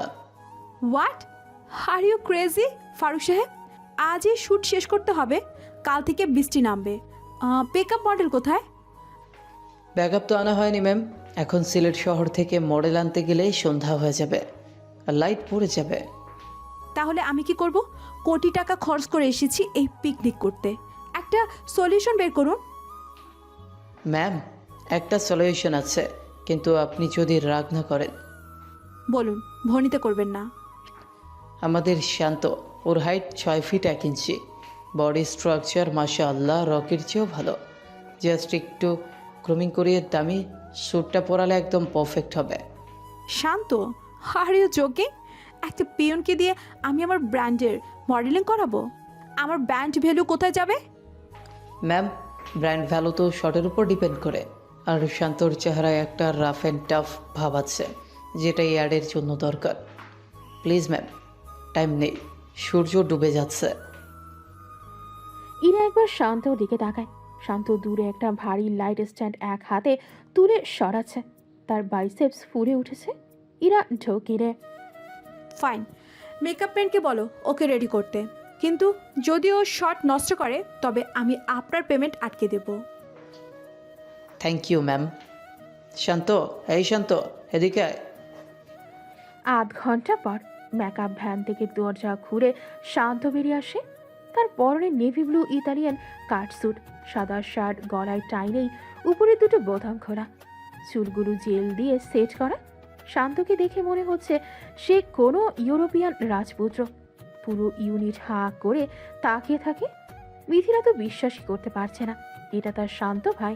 শুটিং স্পট, ইরা নিজের চেয়ারে বসেছিল। শান্তকে দেখে সে অজান্তেই উঠে দাঁড়ায়। তার সানগ্লাসটা নাক থেকে একটু নিচে নেমে যায়। অ্যাকশন। শান্ত ক্যামেরার সামনে হাঁটা শুরু করে। তার হাঁটার মধ্যে কোনো জড়তা নেই। সে সোজা এগিয়ে এসে ক্যামেরার লেন্সের দিকে তাকায়, যেন লেন্স ভেদ করে ওপাশে থাকা কাউকে চ্যালেঞ্জ জানাচ্ছে। কাট পারফেক্ট, অসাধারণ। ম্যাম, দেখলেন, মনে হচ্ছে প্রফেশনাল মডেল। ইরা কোনো কথা বলতে পারছে না। শান্ত এগিয়ে আসে ইরার দিকে। তার শরীরে দামি পারফিউমের গন্ধ। সে ইরার ঠিক সামনে এসে দাঁড়ায়। কি ম্যাম, পিয়নকে সুটে দেখে চিনতে কষ্ট হচ্ছে, নাকি ভাবছেন স্যালারি বাড়াবেন? নট ব্যাড, মোটামুটি হয়েছে, অতটা ওর আর কিচ্ছু নেই। আপনার সানগ্লাসটা কিন্তু বলে দিচ্ছে আপনি ইমপ্রেসড। চোখ দেখা যাচ্ছে না, কিন্তু হার্টবিট তো মিস হচ্ছে। শাট আপ, নিজের লিমিটে থাকো, এটা জাস্ট একটা শ্যুট। ম্যাম, বেশিক্ষণ তাকে থাকবে না। পিয়নের প্রেমে পড়লে কিন্তু সোসাইটিতে মুখ দেখাতে পারবেন না। ক্যামেরা কিন্তু অন আছে। Smile please. তুমি? ইরা সরে যায়। তার গাল লজ্জায় লাল হয়ে গেছে। সে বুঝতে পারছে না কেন এই ছেলেটার সামনে এলেই তার সব কন্ট্রোল নষ্ট হয়ে যায়। দূর থেকে মিথিলা সব দেখছিল। তার হাতে পানির বোতল দুমড়ে মুচড়ে যায় রাগে। মিথিলা মনে মনে বলে, শান্ত ভাই শুধু আমার, এই টাইনি ম্যামকে আমি ছাড়বো না। আজ রাতেই একটা ব্যবস্থা করতে হবে। সারাদিন শুটিং শেষে সবাই ক্লান্ত। রাতে তারা ওঠে গ্র্যান্ড সুলতান টি রিসোর্টে। পাহাড়ের চূড়ায় এই রিসোর্ট। রাতে সবাই মিলে বারবিকিউ পার্টির আয়োজন করে। রিসোর্টের লনে ক্যাম্প ফায়ার জ্বালানো হয়েছে। ঠান্ডা বাতাস, সবাই গোল হয়ে বসে আছে। রাত তখন 8:45।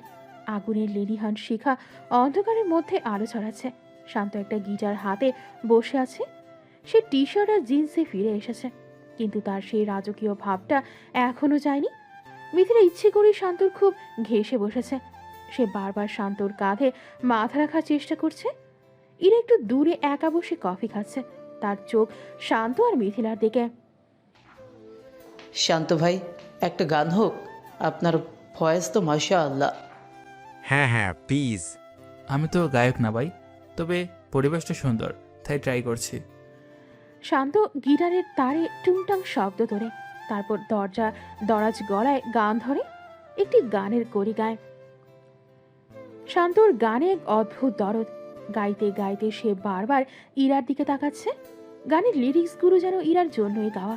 ইরা সেটা বুঝতে পারছে, কিন্তু মিথিলা হঠাৎ গানের মাঝখানে শান্তর হাত জড়িয়ে ধরে বলে, অসাধারণ শান্ত ভাই, তুমি কার কথা ভেবে গাইছো? আমার কথা? গানের কথা কি আর বলে বোঝানো যায় রে পাগলি? এটা যে যার মতো বুঝে নেয়। মিথিলার এই বাড়াবাড়ি আর শান্তর প্রশ্রয় দুটো দেখে ইরার মেজাজ খারাপ হয়ে যায়। তার মনে হচ্ছে বুকের ভেতর কেউ আগুন জ্বালিয়ে দিয়েছে। সে কফির মগটা ধপ করে টেবিলে রেখে উঠে দাঁড়ায়। ফারুক সাহেব, কাল ভোরে শ্যুট আছে, এত রাত পর্যন্ত আড্ডা দেওয়া যাবে না। প্যাক আপ করুন। আর শান্ত, তুমি স্টাফ কোয়ার্টারে গিয়ে ঘুমাও। গেস্টদের সাথে তোমার বসা মানায় না। গানটা কি খুব খারাপ হয়েছে ম্যাম, নাকি রিলিক্সগুলো গায়ে লেগেছে? তোমার কোনো কিছু আমার গায়ে লাগে না। নিজের স্ট্যাটাস মনে রেখে চলো। ইরা গটগট করে লন থেকে বেরিয়ে পাহাড়ি রাস্তার দিকে চলে যায়। শান্ত গিটারটা ফারুক সাহেবের হাতে দেয়। মিতু, তুই বস, আমি একটু আসছি। কোথায় যাচ্ছ? ওই ডাইনির পিছু পিছু? ডাইনি হোক আর পরি হোক, বস তো, রাগ ভাঙাতে হবে না। আসছি। রিসোর্ট থেকে একটু দূরে নির্জন রাস্তা, দুপাশে ঝাউবন, ল্যাম্পপোস্টের আলো খুব কম। ইরা সেখানে দাঁড়িয়ে পাহাড়ে আছড়ে পড়া বাতাসের শব্দ শুনছে। তার চোখ দিয়ে পানি পড়ছে। কেন সে কাঁদছে? অপমানে, নাকি শান্তকে মিথিলার সাথে দেখার কষ্টে? ম্যাম, একা একা এখানে দাঁড়িয়ে থাকলে কিন্তু বুঝতে পারবে, সিলেটের বুথ কিন্তু খুব ডেঞ্জারাস। তুমি এখানে কেন? তুমি এখানে কেন এসেছো? কেন আমার পিছু নিচ্ছ? তুমি কি চাও বলো তো? মিথিলার সাথে প্রেম করবে করো, অফিসে এইসব নাটক কেন করো? হ্যাঁ, আমাকে জেলাস ফিল করিয়ে তোমার কি লাভ? শান্ত হয়ে যান, ব্লাড প্রেশার বেড়ে যাবে। শান্ত ধীর পায়ে এগিয়ে এসে ইরার খুব কাছে দাঁড়ায়। তার ছায়াটা ইরার ওপর পড়ে। একটা প্রশ্নের উত্তর দিন তো, আপনি কি জেলাস ম্যাম? আমি জেলাস? একটা লো ক্লাস ছেলের জন্য, যার থাকার ঘর নেই, খাবার ঠিক নেই, তার জন্য ইরাবতী চৌধুরী জেলাসই হবে? আবার সে ক্লাস, আবার সে টাকা। শান্ত পকেট থেকে একটা ছোট্ট ভেলভেটের বক্স বের করে। বক্সটা খুলতেই ভেতরে একটা বিশাল সলিটেয়ার ডায়মন্ড রিং ঝিরিক দিয়ে ওঠে। ল্যাম্পপোস্টের আলোয় হীরের দুটি ইরার চোখে লাগে। এটা এটা কি? এটা তো রিয়েল ডায়মন্ড মনে হচ্ছে। তুমি এটা কোথায় পেলে? চুরি করেছো? চুরি করিনি ম্যাম, কিনেছি। আমার মায়ের জন্য কিনেছিলাম, কিন্তু তিনি তো আর নেই। বললাম যার ক্লাস আছে তাকেই দেবো, কিন্তু আপনার ক্লাস দেখে আমার সন্দেহ হচ্ছে। মানে তুমি আমাকে ইনসাল্ট করছো? ইনসাল্ট করছি না, আনা দেখাচ্ছি। আপনি মনে করেন টাকা থাকলে ক্লাস হয় না ম্যাম, ক্লাস থাকে রুচিতে, ব্যবহারের মনে। আমার পকেটে এখন হয়তো টাকা নেই, কিন্তু আমার রুচি আপনার ওই কোটিপতি বয়ফ্রেন্ডের চেয়ে অনেক ভালো। প্রমাণ চান? শান্ত আংটিটা বক্স থেকে বের করে। ইরা ভাবে শান্ত হয়তো তাকে প্রপোজ করবে, কিন্তু শান্ত তা করে না। সে আংটিটা 2 আঙ্গুলের ফাঁকে ধরে। এই পাথরটার দাম 5 লাখ টাকা। আপনার কাছে এটা অনেক কিছু হতে পারে, আমার কাছে এটা জাস্ট একটা পাথর। শান্ত হাতটা ঘোরায় এবং অবলীলায় হীরের আংটিটা পাহাড়ের খাদের অন্ধকারে ছুঁড়ে ফেলে দেয়। শান্ত, তুমি এটা কি করলে? এটা তো রিয়েল ডায়মন্ড ছিল। তুমি পাগল হয়ে গেছো, ফেলে দিলে কেন? দামি জিনিস রাখার যোগ্যতা সবার থাকে না ম্যাম। আপনার আঙ্গুলে এই আংটি মানাতো না, কারণ আপনার হাতটা বড্ড শক্ত, দয়া মায়াহীন। যেদিন আপনার ওই মনটা ডায়মন্ডের মতো স্বচ্ছ হবে, সেদিন হয়তো আবার দেব। তুমি তুমি আসলে কে? একটা সাধারণ ছেলে 5 লক্ষ টাকা এভাবে ফেলে দিতে পারে না? হু আর ইউ? আমি শান্ত, শুধুই শান্ত, যে আপনাকে বোঝাতে এসেছে সব কিছু কেনা যায় না। যান, ঘুমাতে যান। কাল ভোরে আবার আমাকে অপমান করতে হবে তো, এনার্জি লাগবে। বলেই শান্ত চলে যেতে নিয়েও থমকে দাঁড়ায়। সে পকেটে হাত দিয়ে আবার ঘুরে তাকায় ইরার দিকে। ইরা তখনও খাদের দিকে তাকিয়ে ফুঁসছে। আর শুনুন ম্যাম। আবার কি? লেকচার দেওয়া শেষ হয়নি? না, আসলে একটা ওয়ার্নিং দিতে বলে গেছিলাম। এখানে কিন্তু বুনো হাতি আসে, আর হাতিটা কিন্তু অহংকারী মেয়েদের খুব পছন্দ করে। সুর দিয়ে তুলে নিয়ে চলে যাবে কিন্তু। শ্যাট আপ শান্ত। আমাকে ভয় দেখানোর চেষ্টা করবে না, আমি ভয় পাই না। ভয় তো পান না, কিন্তু এই যে শীতে কাঁপছেন, নাকটা লাল হয়ে গেছে, ওটা কি মেকআপ? তোমার তাতে কি? তুমি যাও এখান থেকে। যাবো তো অবশ্যই, কিন্তু বসকে বাঘ ভাল্লুকের মুখে রেখে গেলে তো আমার প্রমোশনটা আটকে যাবে। তাছাড়া কি? তাছাড়া রাগলে আপনাকে বড্ড মায়াবে লাগে, মনে হয় একটু ছুঁয়ে দেখি সত্যি আগুন নাকি মোম। তুমি তুমি কিন্তু লিমিট ক্রস করছো। লিমিট তো অঙ্কে থাকে ম্যাম, কেমিস্ট্রিতে না। আচ্ছা, একটা সত্যি কথা বলবেন, আংটিটা ফেলে দেওয়ায় খুব কষ্ট পেয়েছেন তাই না? কষ্ট পাবো কেন? আমি জাস্ট শক। কেউ 5 লাখ টাকা এভাবে পানিতে ফেলতে পারে? ওটা 5 লাখ টাকা ছিল না ম্যাম, ওটা ছিল আমার মায়ের স্মৃতি। কিন্তু আমার মা বলতেন, সম্মান আর ভালোবাসার চেয়ে দামি কোনো পাথর নেই। আজ প্রমাণ করলাম, আমার কাছে ওই পাথরের চেয়ে আমার জেদ অনেক দামি। তুমি একটা আস্ত পাগল, সাইকোপ্যাথ। পাগল না হলে কি আর আপনার মতো রোবটের সাথে পাঙ্গা নেই? আজ একটু হাসেন তো দেখি।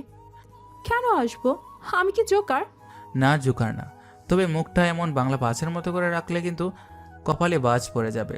তখন 1000 টাকার আংটি, এজিং ক্রিমও কাজ হবে না, বুড়ি হয়ে যাবেন তাড়াতাড়ি। শান্ত।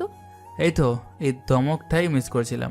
জানেন ম্যাম, চাঁদের আলোয় আপনার ওই রাগে চোখ দুটিকেও হীরের মতো লাগছে। মনে হচ্ছে এখনই কোনো কবিতার লাইন লিখে ফেলি। তুমি কবিতাও লেখো নাকি? লিখি না, তবে আপনাকে দেখলে অটোমেটিক চলে আসে। যেমন ধরুন, রাতের আধারে তুমি জোনাকির আলো, রাগলে তোমায় লাগে আরো বেশি ভালো। কেমন হলো? খুব বাজে, জঘন্য ছন্দ। বাজে হোক, তবুও আপনার মুখে একটু হাসি ফুটলো। এই হাসিটার দাম ওই আংটির চেয়েও বেশি ম্যাম, এটা কখনো হারাবেন না। তুমি খুব অদ্ভুত শান্ত। এক মুহূর্তে মনে হয় তোমাকে খুন করি, পর মুহূর্তে মনে হয় কি জড়িয়ে ধরি? চুপ করো, একদম ফাইজলামি করবে না।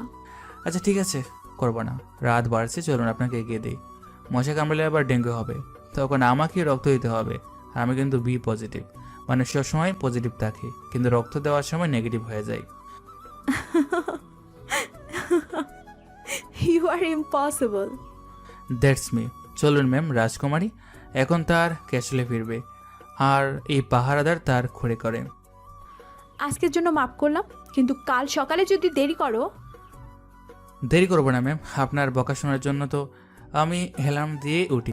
Good night, sleep tight, don't let the bed bugs bite. মানে ছাড়বোকা কামড়ালে আমাকে দোষ দেবেন না। ইরা হেসে মাথা নাড়ে। শান্তর এই পাগলামি ইরার মনের সব মেঘ নিমিষেই সরিয়ে দেয়।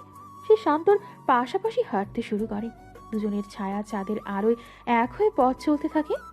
পরদিন সকাল, শুটিং স্পট এবার জাফলং। পাথুরি এলাকার নিচ দিয়ে পিয়াইন নদী বয়ে যাচ্ছে। ঝর্ণার স্রোত যেখানে পাথরে আছড়ে পড়ছে, সেখানে শট নেওয়া হবে। ইরা খুব আনমনা। গতকাল রাতের ঘটনা সে ভুলতে পারছে না। শান্তর ওই কাজটা তাকে পুরো নাড়িয়ে দিয়েছে। জাফলং 0 পয়েন্ট, ঝর্ণার কাছে। সকাল 11টা। ক্যামেরা সেট করা হয়েছে একটা উঁচু পাথরের ওপর। ইরা দাঁড়িয়ে আছে ডিরেকশন দেওয়ার জন্য। জায়গাটা খুব পিচ্ছিল, শ্যাওলা জমে আছে পাথরে। ম্যাম, আপনি একটু পিছিয়ে দাঁড়ান, ওই দিকটা স্লিভারি। আমি জানি ফারুক সাহেব, আমাকে শেখাতে হবে না। ইরা আনমরা হয়ে পেছোতে গিয়ে বিপত্তি বাঁধে। তার হিল জুতো পাথরের খাঁজে আটকে যায়। সে ব্যালেন্স হারিয়ে ফেলে। আহ!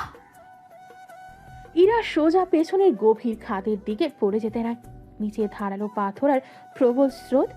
সবাই চিৎকার করে ওঠে ম্যাম ম্যাম বলে। কিন্তু কেউ নড়ার সাহস পায় না। ঠিক সেই মুহূর্তে একটা ছায়ার মতো কেউ একজন ঝাঁপিয়ে পড়ে। সেটা হলো শান্ত। শান্ত নিজের কথা না ভেবে ঝাঁপ দেয় এবং শূন্যেই ইরাকে জাপটে ধরে। কিন্তু তাদের গতি বেশি থাকায় তারা গড়িয়ে গিয়ে একটা বড় পাথরের সাথে ধাক্কা খায়। শান্ত নিজেকে বাফার হিসেবে ব্যবহার করে যাতে ইরার গায়ে আঘাত না লাগে। ধরাস। শান্ত পিঠ দিয়ে পাথরের আঘাত ঠেকায়। তার ডান হাতটা একটা ধারালো পাথরে কেটে যায়। গল গল করে রক্ত বের হতে থাকে। তারা দুজন কোনো মতো একটা সমতল পাথরে এসে থামে। শান্ত, শান্ত, তুমি ঠিক আছো? আরে ম্যাম, বেঁচে আছেন তো নাকি স্বর্গে চলে এসেছি? তোমার হাত, ও গড, এত রক্ত! ইরা শান্তর হাত দেখে আটকে ওঠে। গভীর ক্ষত, রক্তে শান্তের শার্ট ভিজে যাচ্ছে। ইরা তার নিজের গলার 2 লাখ টাকার দামের সিল্কের ওড়নাটা এক টানে ছিঁড়ে ফেলে। সে দ্রুত শান্তর হাতে ব্যান্ডেজ বাঁধতে থাকে। তার হাত কাঁপছে, চোখ দিয়ে অঝরে পানি পড়ছে। তুমি পাগল, তুমি একটা স্টুপিড। নিজের জান দিতে গিয়েছিলে কেন? আমি পড়ে গেলে তোমার কি? এমডি মরে গেলে আমার বেতন কে বাড়াবে? আর তাছাড়া আপনাকে মরতে দিলে তো আমার বেঁচে থাকাটাই লস। চুপ করো, একদম চুপ। ব্যথা হচ্ছে, খুব ব্যথা হচ্ছে। একটু আছে, তবে আপনার কান্না দেখে মনে হচ্ছে ব্যথাটা কমে যাচ্ছে। আপনি কাঁদলেও সুন্দর লাগে। এখনো ফাইজলামি? আমার হাত কাঁপছে শান্ত। আমি তোমাকে হারালে কি করতাম? ইরা আর নিজেকে ধরে রাখতে পারে না। সে সবার সামনেই শান্তর বুকে মাথা রেখে হাউমাউ করে কেঁদে পারে। এই প্রথম ইরাবতী চৌধুরী তার সমস্ত আভিজাত্য ভুলে একজন সাধারণ নারীর মতো আচরণ করছে। শান্ত তার ভালো হাতটা দিয়ে ইরার মাথায় হাত রাখে এবং বলে, কাঁদবেন না, আমি আছি তো, কিচ্ছু হয়নি। ইউনিটের সবাই স্তব্ধ হয়ে দেখছে। দূরে দাঁড়িয়ে মিথিলা দৃশ্যটা দেখছে। তার চোখ দিয়ে আগুনের হলকা বের হচ্ছে। শান্ত ভাই, তুমি আমার ভালোবাসাকে অপমান করলে, ওই মেয়েটার জন্য নিজের রক্ত ছড়ালে। ঠিক আছে, এর শেষ আমি দেখব। ইরা চৌধুরীর পতন আমি নিজের হাতে নিশ্চিত করব। তাড়াতাড়ি ফার্স্ট এড বক্স আনো, গাড়ি বের করো, শান্তকে হাসপাতালে নিতে হবে। ফারুক ভাই চিল, ম্যামের ওড়না দিয়ে ব্যান্ডেজ হয়েছে। এর চেয়ে দামি ট্রিটমেন্ট আর কি হতে পারে? দুপুরে শান্তকে স্থানীয় ক্লিনিকে নিয়ে ড্রেসিং করানো হয়। ডাক্তার বলে ভয়ের কিছু নেই, তবে রেস্ট দরকার। ইরা শুটিং প্যাক আপ ঘোষণা করে সবাই বিকেলেই ঢাকার উদ্দেশ্যে রওনা হবে। কিন্তু শান্ত জানায় সে যাবে না। তার সিলেটে এক আত্মীয় আছে, সেখানে সে একদিন থেকে যাবে। ইরা শান্তকে রেখে যেতে চায় না, কিন্তু শান্ত জোর করে। আসলে শান্তর অন্য পরিকল্পনা আছে।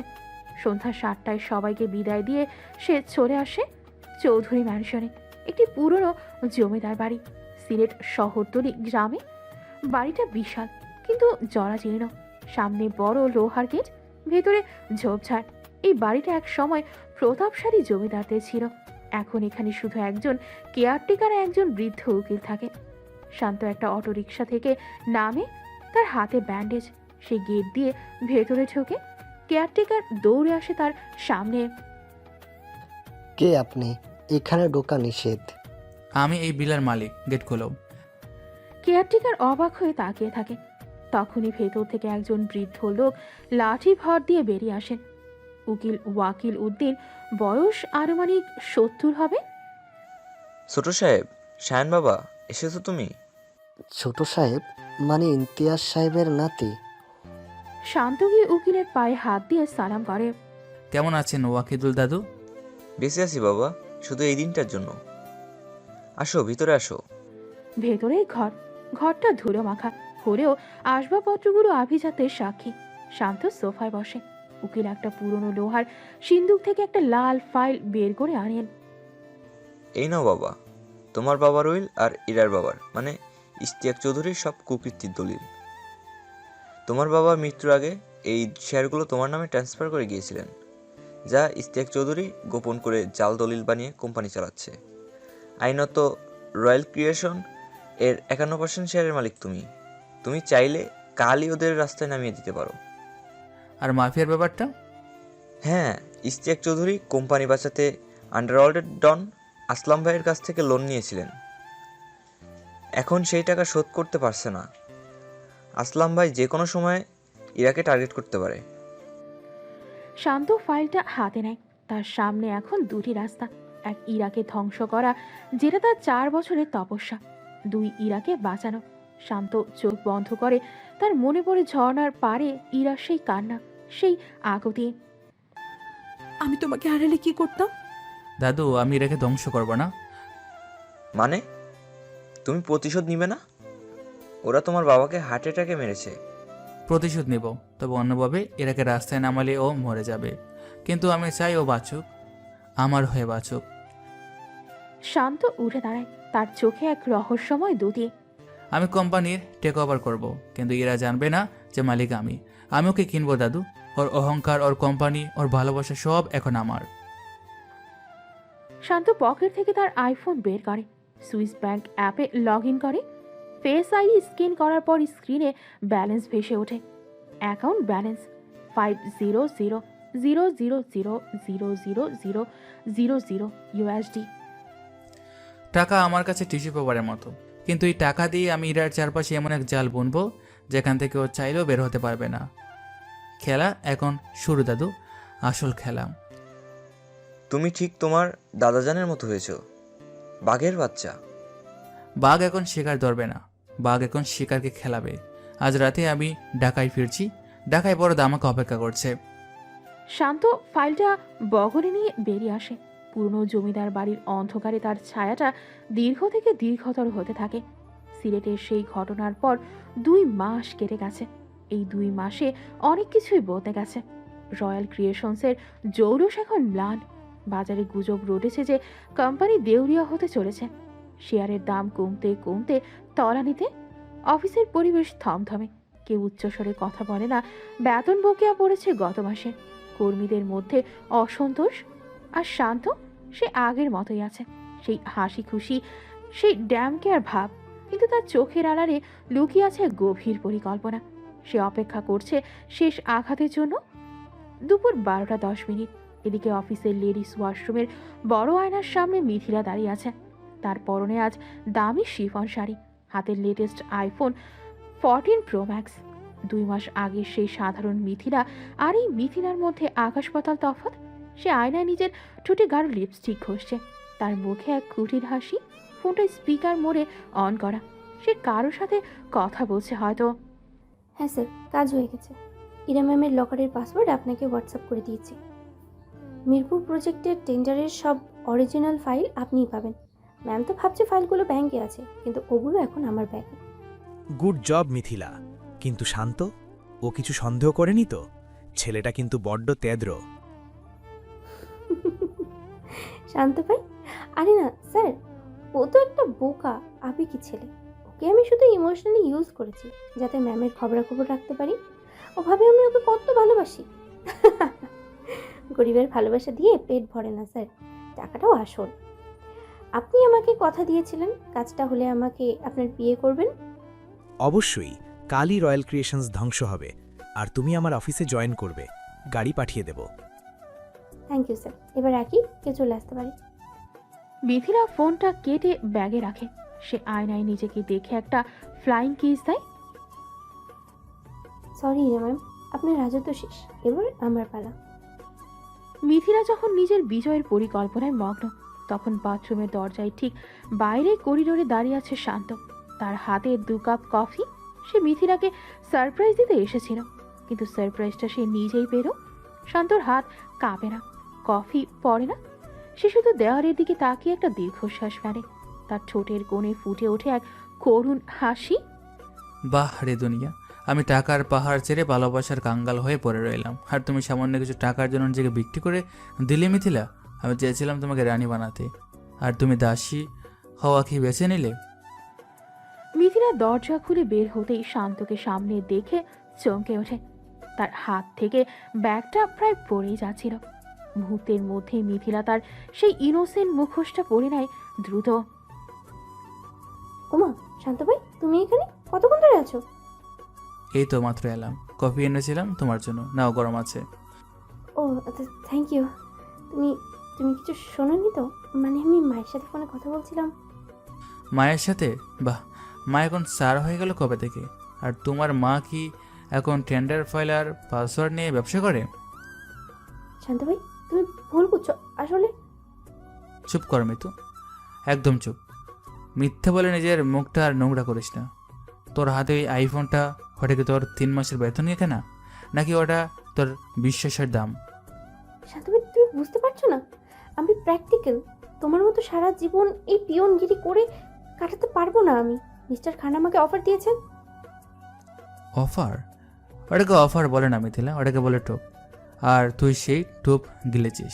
শোন, আমি তোকে এক্সপোজ করবো না। আমি গিয়ে ইরা ম্যামকে বলবো না যে তুই চোর, কারণ আমি চাই তুই দেখ লোভে পাপ আর পাপে কি হয়। তুমি আমাকে থ্রেট দিচ্ছ? তোমার ওই ম্যাম তো কালকেই রাস্তায় নামবে, তখন তুমিও ভিখারি হবে। কে রাজা হবে আর কে ভিখারি হবে সেটা সময় বলে দেবে।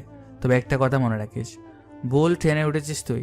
এই ট্রেন তোকে গন্তব্যে পৌঁছাবে না, খাদে ফেলবে। দেখা যাবে, আমার রাস্তা থেকে সরো। সরলাম, যা তোর নতুন মালিকের কাছে যা। কিন্তু মনে রাখিস, বিক্রি হওয়া পণ্য কেউ যত্ন করে রাখে না, কাজ শেষ হলে ডাস্টবিনে ফেলে দেয়। শান্ত সরে দাঁড়ায়। মিথিলা মাথা উঁচু করে গটগট করে চলে যায়। শান্ত তার হাতের কফিটা ডাস্টবিনে ফেলে দেয়। কবিটা তেতো হয়ে গেছে, একদম তোর মনের মতো মিথিলা। দুপুরের পর অফিসের আবহাওয়া আরও খারাপ হতে থাকে। খবর আসে যে ব্যাংকের লোন পাস হয়নি। সাপ্লায়াররা টাকা না পেয়ে মালামাল পাঠানো বন্ধ করে দিয়েছে। ইরাবতী চৌধুরী আজ তার জীবনের সবচেয়ে বড় পরীক্ষার মুখোমুখি। বিকেল 3টায় এমার্জেন্সি বোর্ড মিটিং ডাকা হয়েছে। বাইরের আকাশ কালো করে মেঘ জমেছে, যেন প্রকৃতিরও মন খারাপ। বিকেল 3:15। কনফারেন্স রুমে উত্তেজনা চরমে। ইরা টেবিলের মাথায় বসে আছে, তার চুল এলোমেলো, চোখের নিচে কালির ছাপ। তাকে ঘিরে বসে আছে কোম্পানির ডিরেক্টররা এবং শেয়ার হোল্ডাররা। তাদের সবার চোখে মুখে ক্ষোভ। বোর্ড মেম্বার মিস্টার চৌধুরী বলে, মিস ইরা, আর কত? গত 2 মাসে শেয়ারের দাম 60% কমেছে। ইনভেস্টররা আমাদের অফিস ঘেরাও করছে। আপনি কি কোম্পানিটা ডুবিয়ে ছাড়বেন? মিস্টার চৌধুরী, আমি চেষ্টা করছি। এসকে গ্রুপ ষড়যন্ত্র করেছে, ওরা মার্কেটে ফেক নিউজ ছড়াচ্ছে। আমাকে আরেকটু সময় দিন। সময়? আর কত সময় দেব? কাল সকালে নিলাম ডাকা হতে পারে। মিস্টার খান ওপেনলি চ্যালেঞ্জ দিয়েছেন তিনি এই কোম্পানি কিনবেন। আপনার বাবার হাতে গড়া কোম্পানি আপনি এভাবে নষ্ট করছেন? আমি নষ্ট করছি না, আমি ফাইট করছি। আপনারা কেউ আমাকে সাপোর্ট করছেন না কেন? আপনারা তো জানেন বাবা অসুস্থ। এই সময় আপনারা যদি আমার পাশে না দাঁড়ান। ইমোশন দিয়ে বিজনেস হয় না মিস ইরা, আমাদের টাকার দরকার। মিস্টার খান যদি ভালো অফার দেয়, আমরা তার কাছেই শেয়ার বিক্রি করে দেব। আপনাকে সিইও পদ থেকে রিজাইন করতে হবে। রিজাইন? অসম্ভব। এই কোম্পানি আমার রক্তে মিশে আছে। আমি মরবো, তবু কোম্পানি ছাড়বো না। তাহলে কোম্পানি মরবে। আপনার ইগো আর জেদের জন্য আমরা কেন লস খাবো? ইরা কোনো উত্তর দিতে পারে না। তার মাথা যন্ত্রণা করছে, গলা শুকিয়ে কাঠ। ঠিক এই সময় কনফারেন্স রুমে দরজা খুলে শান্ত ঢোকে। তার হাতে জলের মগ আর গ্লাস। সে শান্তভাবে টেবিলের মাঝখানে জগটা রাখে। পানি নিন স্যার। ম্যাম, মাথা ঠান্ডা হবে। বিজনেস মিটিংয়ে এত গরম হলে এসিও কাজ করবে না। শান্তর এই স্বাভাবিক আচরণে মিস্টার চৌধুরী আরও রেগে যান।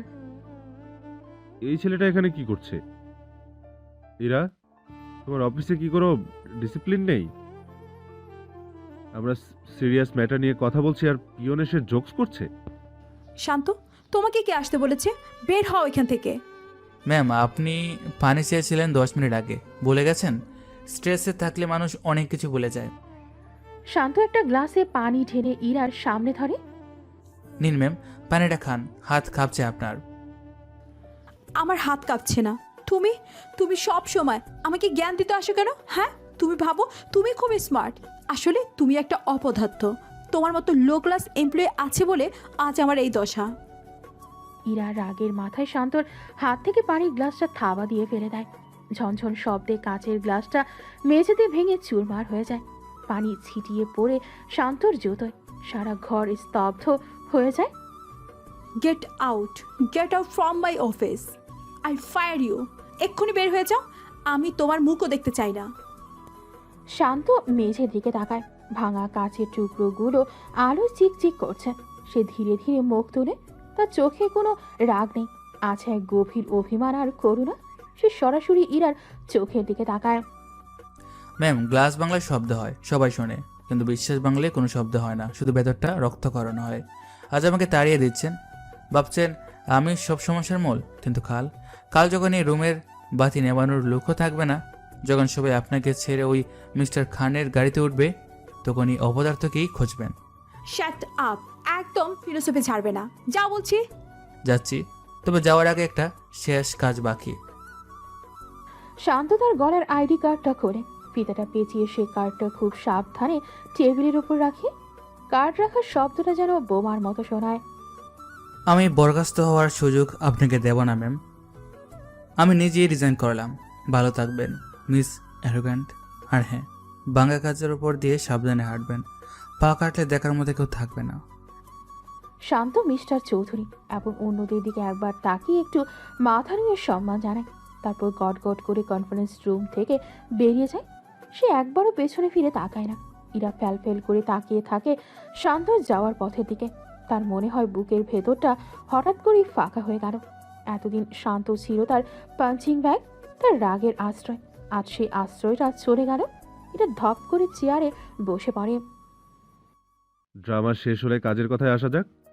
কাল সকাল 10টায় আমরা মিস্টার খানের সাথে বসবো। এদিকে শান্ত অফিস থেকে বেরিয়ে সোজা নিচে নেমে আসে। সে সিকিউরিটি গার্ডকে তার সাইকেলের চাবিটা দিয়ে দেয়। আজকে সে সাইকেলে নেবে না, আজ সে হাঁটবে। আকাশ ভেঙে বৃষ্টি নামে।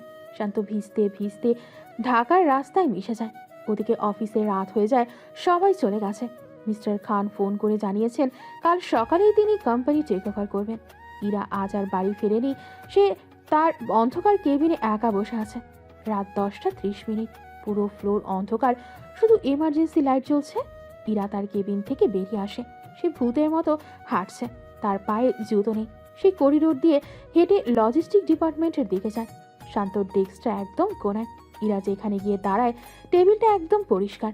শান্ত তার সব জিনিস নিয়ে গেছে, শুধু একটা শুকনো ক্যাকটাসের টব আর একটা ডায়েরি পড়ে আছে। ইরা কাপা হাতে ডায়েরিটা তোলে। কালো মলাটের ডায়েরি। সে পাতা উল্টায়। প্রথম পাতায় শান্তর হাতের গোটা অক্ষরে লেখা, জীবনের অঙ্কটা বড্ড জটিল। এখানে 1+1=2 হয় না, কখনো 11 হয়, আবার কখনো 0। ইরা পাতা উল্টাতে থাকে। মাঝখানের পাতায় সে চমকে ওঠে। সেখানে একটি পেন্সিল স্কেচ করা। কার স্কেচ? ইরার।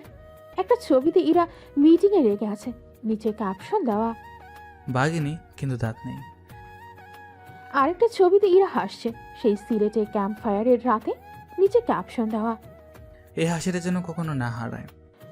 শেষের দিকে একটা পাতায় ইরার একটা পোর্ট্রেট, খুব ডিটেইলড কাজ। চোখের মণিগুলো যেন জীবন্ত। ছবির নিচে লেখা, অহংকারের আড়ালে লুকিয়ে থাকা মেয়েটা আসলে অনেক একলা। ওর একটা আকাশ দরকার, যেখানে ও ডানা মেলতে পারবে। আমি কি সে আকাশ হতে পারবো, নাকি আমি শুধু মেঘ হয়ে থাকবো? ইরা ডায়েরিটা বুকে জড়িয়ে ধরে। তার গলা দিয়ে কান্নার দলা বেরিয়ে আসতে চায়। সে বুঝতে পারে এই অফিসের সবাই তাকে ম্যাম বা বস হিসেবে দেখেছে, কেউ তাকে মানুষ হিসেবে দেখেনি। শুধু শান্ত তাকে পড়ে ফেলেছিল। শান্ত, তুমি আমাকে এতটা ভালোবাসতে, আর আমি তোমাকে শুধু অপমানই করলাম। আমি এত অন্ধ কেন ছিলাম? ইরা ডায়েরি হাতে নিয়ে জানালার কাছে যায়। নিচে রাস্তায় ল্যাম্পপোস্টের আলোয় বৃষ্টির ফোঁটাগুলো হীরের মতো লাগছে। হঠাৎ তার চোখ পড়ে গেটের বাইরে একটা কালো মার্সিডিজ দাঁড়িয়ে আছে। ড্রাইভার ছাতা ধরে দরজা খুলে দেয়। অফিস থেকে কেউ একজন বের হয়ে গাড়ির দিকে দৌড়ে যাচ্ছে। মেয়েটি শাড়ি পরা, মিথিলা। গাড়ির পেছনের গ্লাসটা একটু নামে। ভেতর থেকে মিস্টার খান হাত বাড়িয়ে মিথিলাকে টেনে নেয়। মিথিলা হাসতে হাসতে গাড়িতে ওঠে। ইরা স্তব্ধ হয়ে দাঁড়িয়ে থাকে। বিদ্যুতের আলো সে স্পষ্ট দেখেছে মিথিলার মুখ। মিথিলা মিস্টার খানের বাড়িতে? তার মানে শান্ত যা বলেছিল সব সত্য। মিথিলা ইনফর্মার ছিল, ও আমার সব তথ্য পাচার করেছে। আর আমি শান্তকে বিশ্বাস না করে ওই সাপটাকে বিশ্বাস করেছি। ইরা কাচের জানালায় কপাল ঠেকিয়ে কান্নায় ভেঙে পড়ে। তার কান্নার শব্দে অন্ধকার অফিসটা কেঁপে ওঠে। আমি সব হারিয়েছি, সব। আমার কোম্পানি, আমার বাবা, আমার বিশ্বাস, আর আমার শান্ত। শান্ত, তুমি কোথায়? প্লিজ ফিরে এসো। আমি আর পারছি না, আমি মরে যাব শান্ত। ইরার কান্না শোনার মতো কেউ নেই আজ, শুধু শান্তর ডায়েরিটা তার চোখের পানি শুষে নিচ্ছে। একই সময়ে শহরের আরেক প্রান্তে এক অন্য দৃশ্য। গুলশানের আকাশচুম্বী হোটেল দ্য ওয়েস্টিন এর পেন্টহাউস স্যুট। সেখানে বৃষ্টির শব্দ শোনা যায় না, সেখানে বাজে মুঠোফোনের সিম্ফনি। রাত তখন 12টা। বিশাল লিভিং রুম, মেঝেতে ইতালিয়ান মার্বেল, দেয়ালে দামি পেইন্টিং। ঘরের একপাশে মিনি বার। শান্ত নাকি সায়ান চৌধুরী সোফায় বসে আছে, তার পরনে সিল্কের কুর্তা পাজামা, হাতে দামি রেড ওয়াইনের গ্লাস।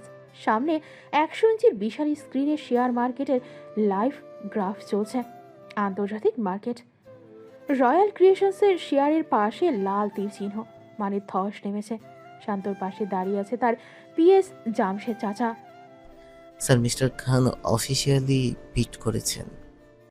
কাল সকাল 10টায় কনভেনশন হলে ওপেন অকশন হবে।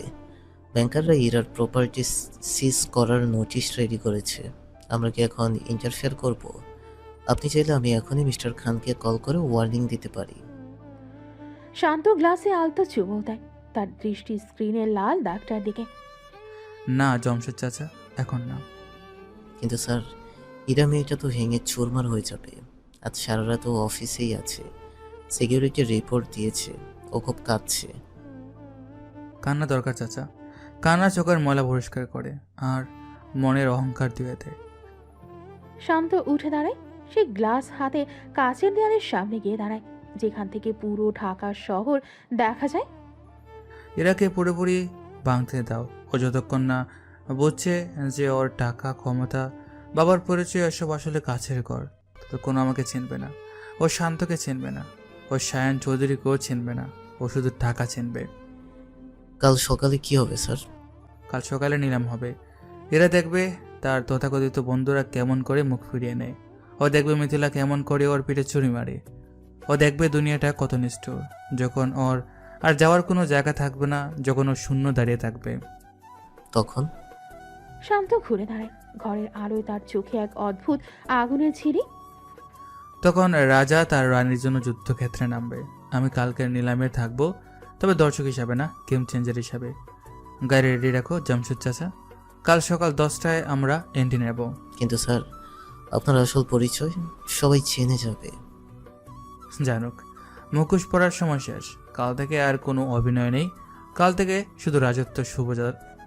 শান্ত গ্লাসের বাকি ওয়াইনটুকু এক চুমুকে শেষ করে। জানে কালকের দিনটা ইরার জন্য নরক হবে, কিন্তু সেই নরক থেকেই সে ইরাকে স্বর্গে তুলে আনবে। কিছুক্ষণ পর তেজগাঁও শিল্প এলাকা, শান্ত টিনের বস্তি। রাত 2:30। ইরাবতী চৌধুরী আজ নিঃস্ব। ব্যাংক তার গুলশানের ডুপ্লেক্স বাড়ি সিলগালা করে দিয়েছে। তার সব কার্ড ব্লকড। তথাকথিত হাই প্রোফাইল বন্ধুরা কেউ তার ফোন ধরেনি। মিথিলার বিশ্বাসঘাতকতা তাকে ভেতর থেকে দুমড়ে মুচড়ে দিয়েছে। এখন তার পরনে সালোয়ার কামিজ, গায়ে কাদা মাখা, পায়ে জুতো নেই। সে জানে না সে কোথায় যাবে। হাঁটতে হাঁটতে সে শান্তর দেওয়া ঠিকানা খুঁজে বের করেছে। শান্তর টিনের ঘরের দরজা বন্ধ। ইরা কাঁপতে কাঁপতে দরজায় টোকা দেয়। শান্ত, শান্ত আছো? দরজা খুলো প্লিজ। ভেতর থেকে খটখট শব্দ। শান্ত দরজা খোলে। তার পরনে লুঙ্গি আর স্যান্ডো গেঞ্জি, হাতে হারিকেন। ইরাকে দেখে সে একটু অবাক হয় না, যেন সে জানতো ইরা আসবে। আরে ম্যাম, আপনি এই ঝড়ের মধ্যে? গাড়ি কোথায়? ড্রাইভার কোথায়? আমার কেউ নেই শান্ত, সব শেষ। ওরা সব কেড়ে নিয়েছে। আমাকে একটু থাকতে দেবে আজকের রাতটা শুধু। আমার এই গরিবের কুড়ে করে এমডি ম্যাম থাকবেন? এখানে তো এসি নেই, মশা আছে, কার্পেট নেই, মাটি ফ্লোর। পারবেন? আমি আর এমডি নই শান্ত, আমি ভিখারি। আমাকে তাড়িয়ে দিও না, আমি রাস্তায় মরে যাব।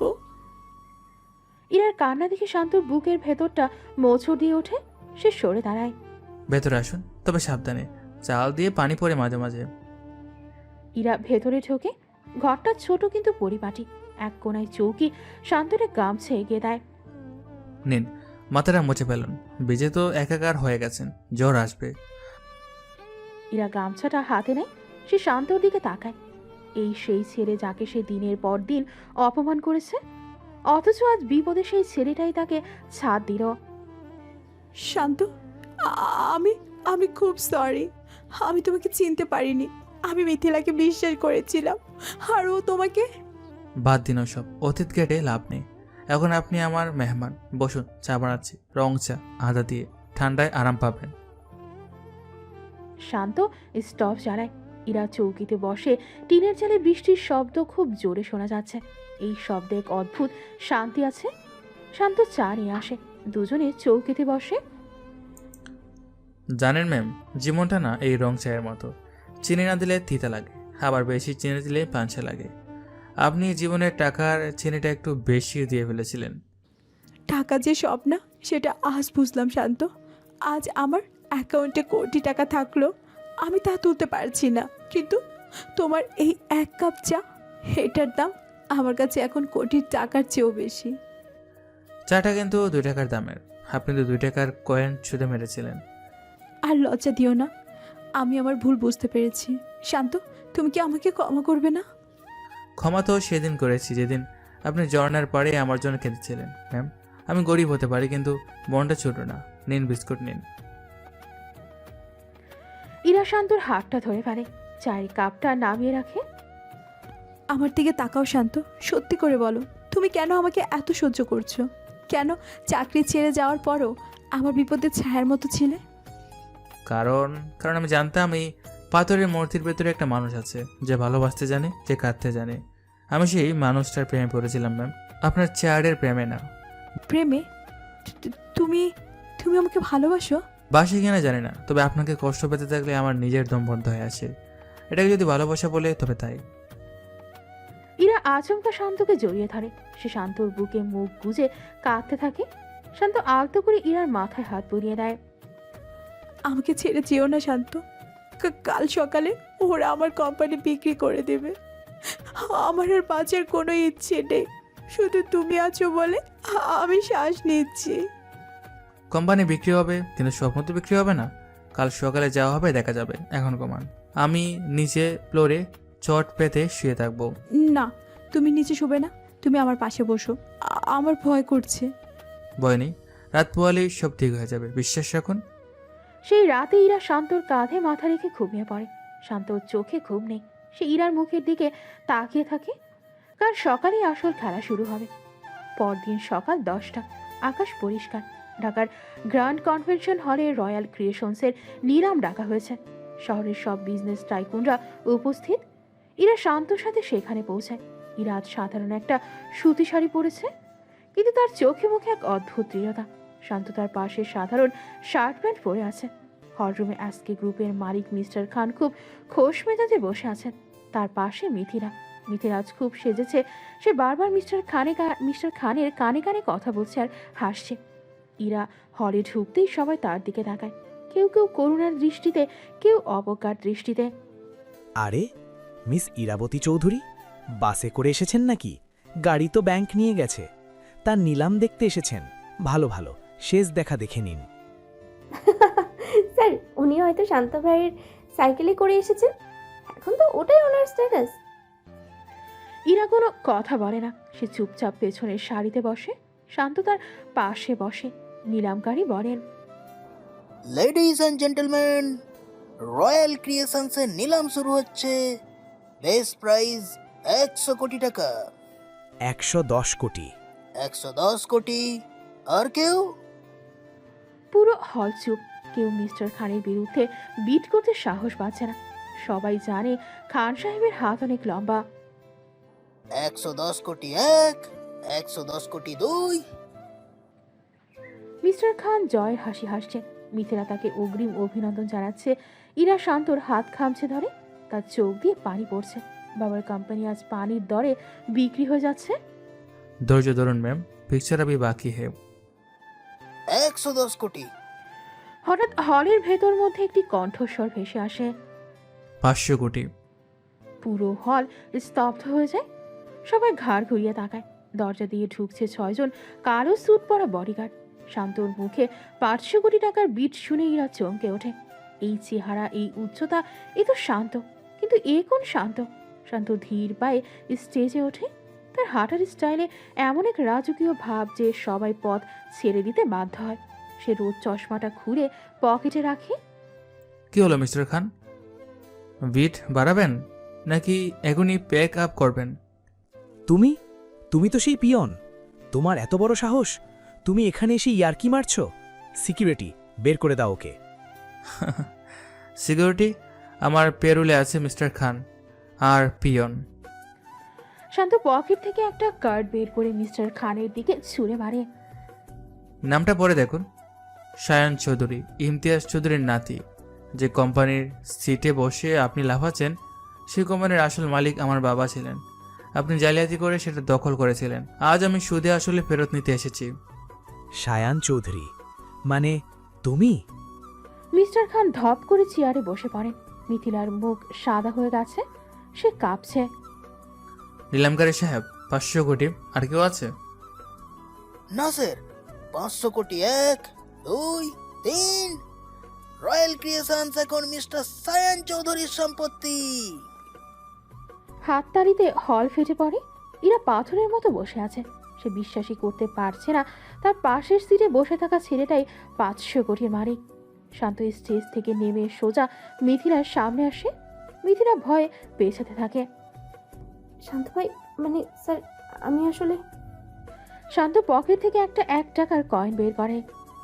মিথিলা, মনে আছে আমি তোকে বলেছিলাম ভুল ট্রেনে উঠেছিস? এই নিয়ে 1 টাকা, তোর দাম আর বেশি না। তুই টাকার জন্য বিক্রি হয়েছিস। আজ থেকে তুই বাংলাদেশের সব কর্পোরেট হাউসে ব্ল্যাক লিস্টেড। তোর এই আইফোনটা বিক্রি করে গ্রামে চলে যা, ঢাকায় তোর কোনো জায়গা নেই। মিথিলা মিস্টার খানের দিকে তাকায় সাহায্যের জন্য, কিন্তু মিস্টার খান নিজেই তখন পালানোর পথ খুঁজছেন। মিথিলা কান্নায় ভেঙে পড়ে, দৌড়ে হল থেকে বেরিয়ে যায়। শান্ত এবার মিস্টার খানের দিকে তাকায়। খান সাহেব, আমার লিগ্যাল টিম আপনার জালিয়াতির সব প্রমাণ নিয়ে এখন দুদক এসিসি অফিসে বসে আছে। জেলখানায় এসি থাকে না, অভ্যাস করুন।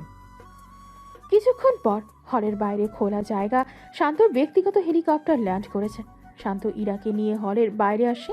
ইরা তখনও শান্তর হাত ছাড়েনি, কিন্তু তার চোখে হাজার প্রশ্ন। তুমি তুমি শান্ত না? তুমি সায়ান চৌধুরী? তুমি এত বড় লোক? শান্ত ইরার মুখোমুখি দাঁড়ায়। সে ইরার হাত দুটো নিজের হাতের মুঠোয় নেয়। আমি শান্তই ম্যাম। টাকাটা সায়ানের, কিন্তু মনটা শান্তর। আমি ছদ্মবেশে ছিলাম কারণ আমি দেখতে চেয়েছিলাম কারা আমাকে ভালোবাসে আর কারা আমার টাকাকে ভালোবাসে। তার মানে গত 2 মাস ধরে যা হলো, আমার কোম্পানি ধ্বংস হওয়া, আমার রাস্তায় নামা, সব তোমার প্ল্যান ছিল? তুমি আমার সাথে গেম খেলেছো শান্ত? হ্যাঁ, খেলেছি, কারণ আপনার ওই অহংকারের পাহাড় ভাঙা দরকার ছিল। এরা আপনি মানুষকে মানুষ মনে করতেন না। আমি চেয়েছিলাম আপনি বুঝুন যে টাকা ছাড়াও মানুষ বাঁচতে পারে। ভালোবাসা দিয়ে কাল রাতে আপনি যখন আমার টিনের গড়ে ছাকা ছিলেন, তখন আমি আমার আসল ইরাকে খুঁজে পেয়েছি। যে ইরা অহংকারে নয়, যে ইরা ভালোবাসতে জানে। তো এখন এখন তো কোম্পানি তোমার, আমি তো কেউ না।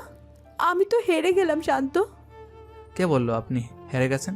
কোম্পানিটা আমি আমার নামে কিনেছি ঠিকই, কারণ মালিকানা আপনার হাতে থাকলে আপনি আবারও সেই অহংকারী এমডি হয়ে যেতেন। শান্ত পকেট থেকে একটা নতুন অ্যাপয়েন্টমেন্ট লেটার বের করে ইরার হাতে দেয়। কোম্পানির মালিক আমি, কিন্তু কোম্পানি চালাবে কে? আমার তো ওসব মিটিং ফিটিং ভালো লাগে না। আমি জয়েন করেছিলাম সিইও হিসাবে, কিন্তু এখন আমার পজিশন চেঞ্জ করতে চাই। কি পজিশন? শান্ত হাঁটু গেড়ে বসে। সবার সামনে মিডিয়ার ক্যামেরার ফ্ল্যাশ করছে। কোম্পানির সিইও পোস্টটা আপনার জন্য খালি রাখলাম, কিন্তু একটা শর্ত আছে। কি শর্ত? সিইও হতে হলে কোম্পানির মালিককে বিয়ে করতে হবে। Ma'am, will you marry this এক্সপিয়ন? ইরা হাসবে না কাঁদবে বুঝতে পারছে না। সে শান্তকে টেনে তোলে এবং সবার সামনে জড়িয়ে ধরে কান্না করে দেয়। হিয়াস হিয়াস, আমি রাজি। আমি তোমাকে বিয়ে করব শান্ত, টাকা না। আমি শুধু তোমাকে চাই। আর আমিও শুধু তোমাকে চাই। তবে হ্যাঁ, এখন থেকে রং সাইডে গাড়ি চালালে কিন্তু জরিমানা দিতে হবে। ড্রাইভার যদি তুমি হও, তবে রং সাইডও রাইট সাইড হবে। শান্ত ইরাকে পাচাকোলা করে করে তুলে নেয়। হেলিকপ্টারের পাখা ঘুরতে শুরু করেছে। বাতাসের দৌড়ে ইরার শাড়ির আঁচল উঠছে। চলো ম্যাম, অনেক কাজ বাকি। কোম্পানিটা আবার নাম্বার 1 বানাতে হবে। তো তোমার সাথে থাকলে আমি সব পারবো, চলো। তারা দুজনে হেলিকপ্টারে ওঠে। হেলিকপ্টার ঢাকার আকাশ সীমায় উড়ে যায়। নিচে পড়ে থাকে মিথিলার মতো লোভী মানুষ আর মিস্টার খানের মতো ষড়যন্ত্রকারীরা। আর ওপরে মেঘের রাজ্যে ডানা মেলে দেয় দুটি ভালোবাসার পাখি।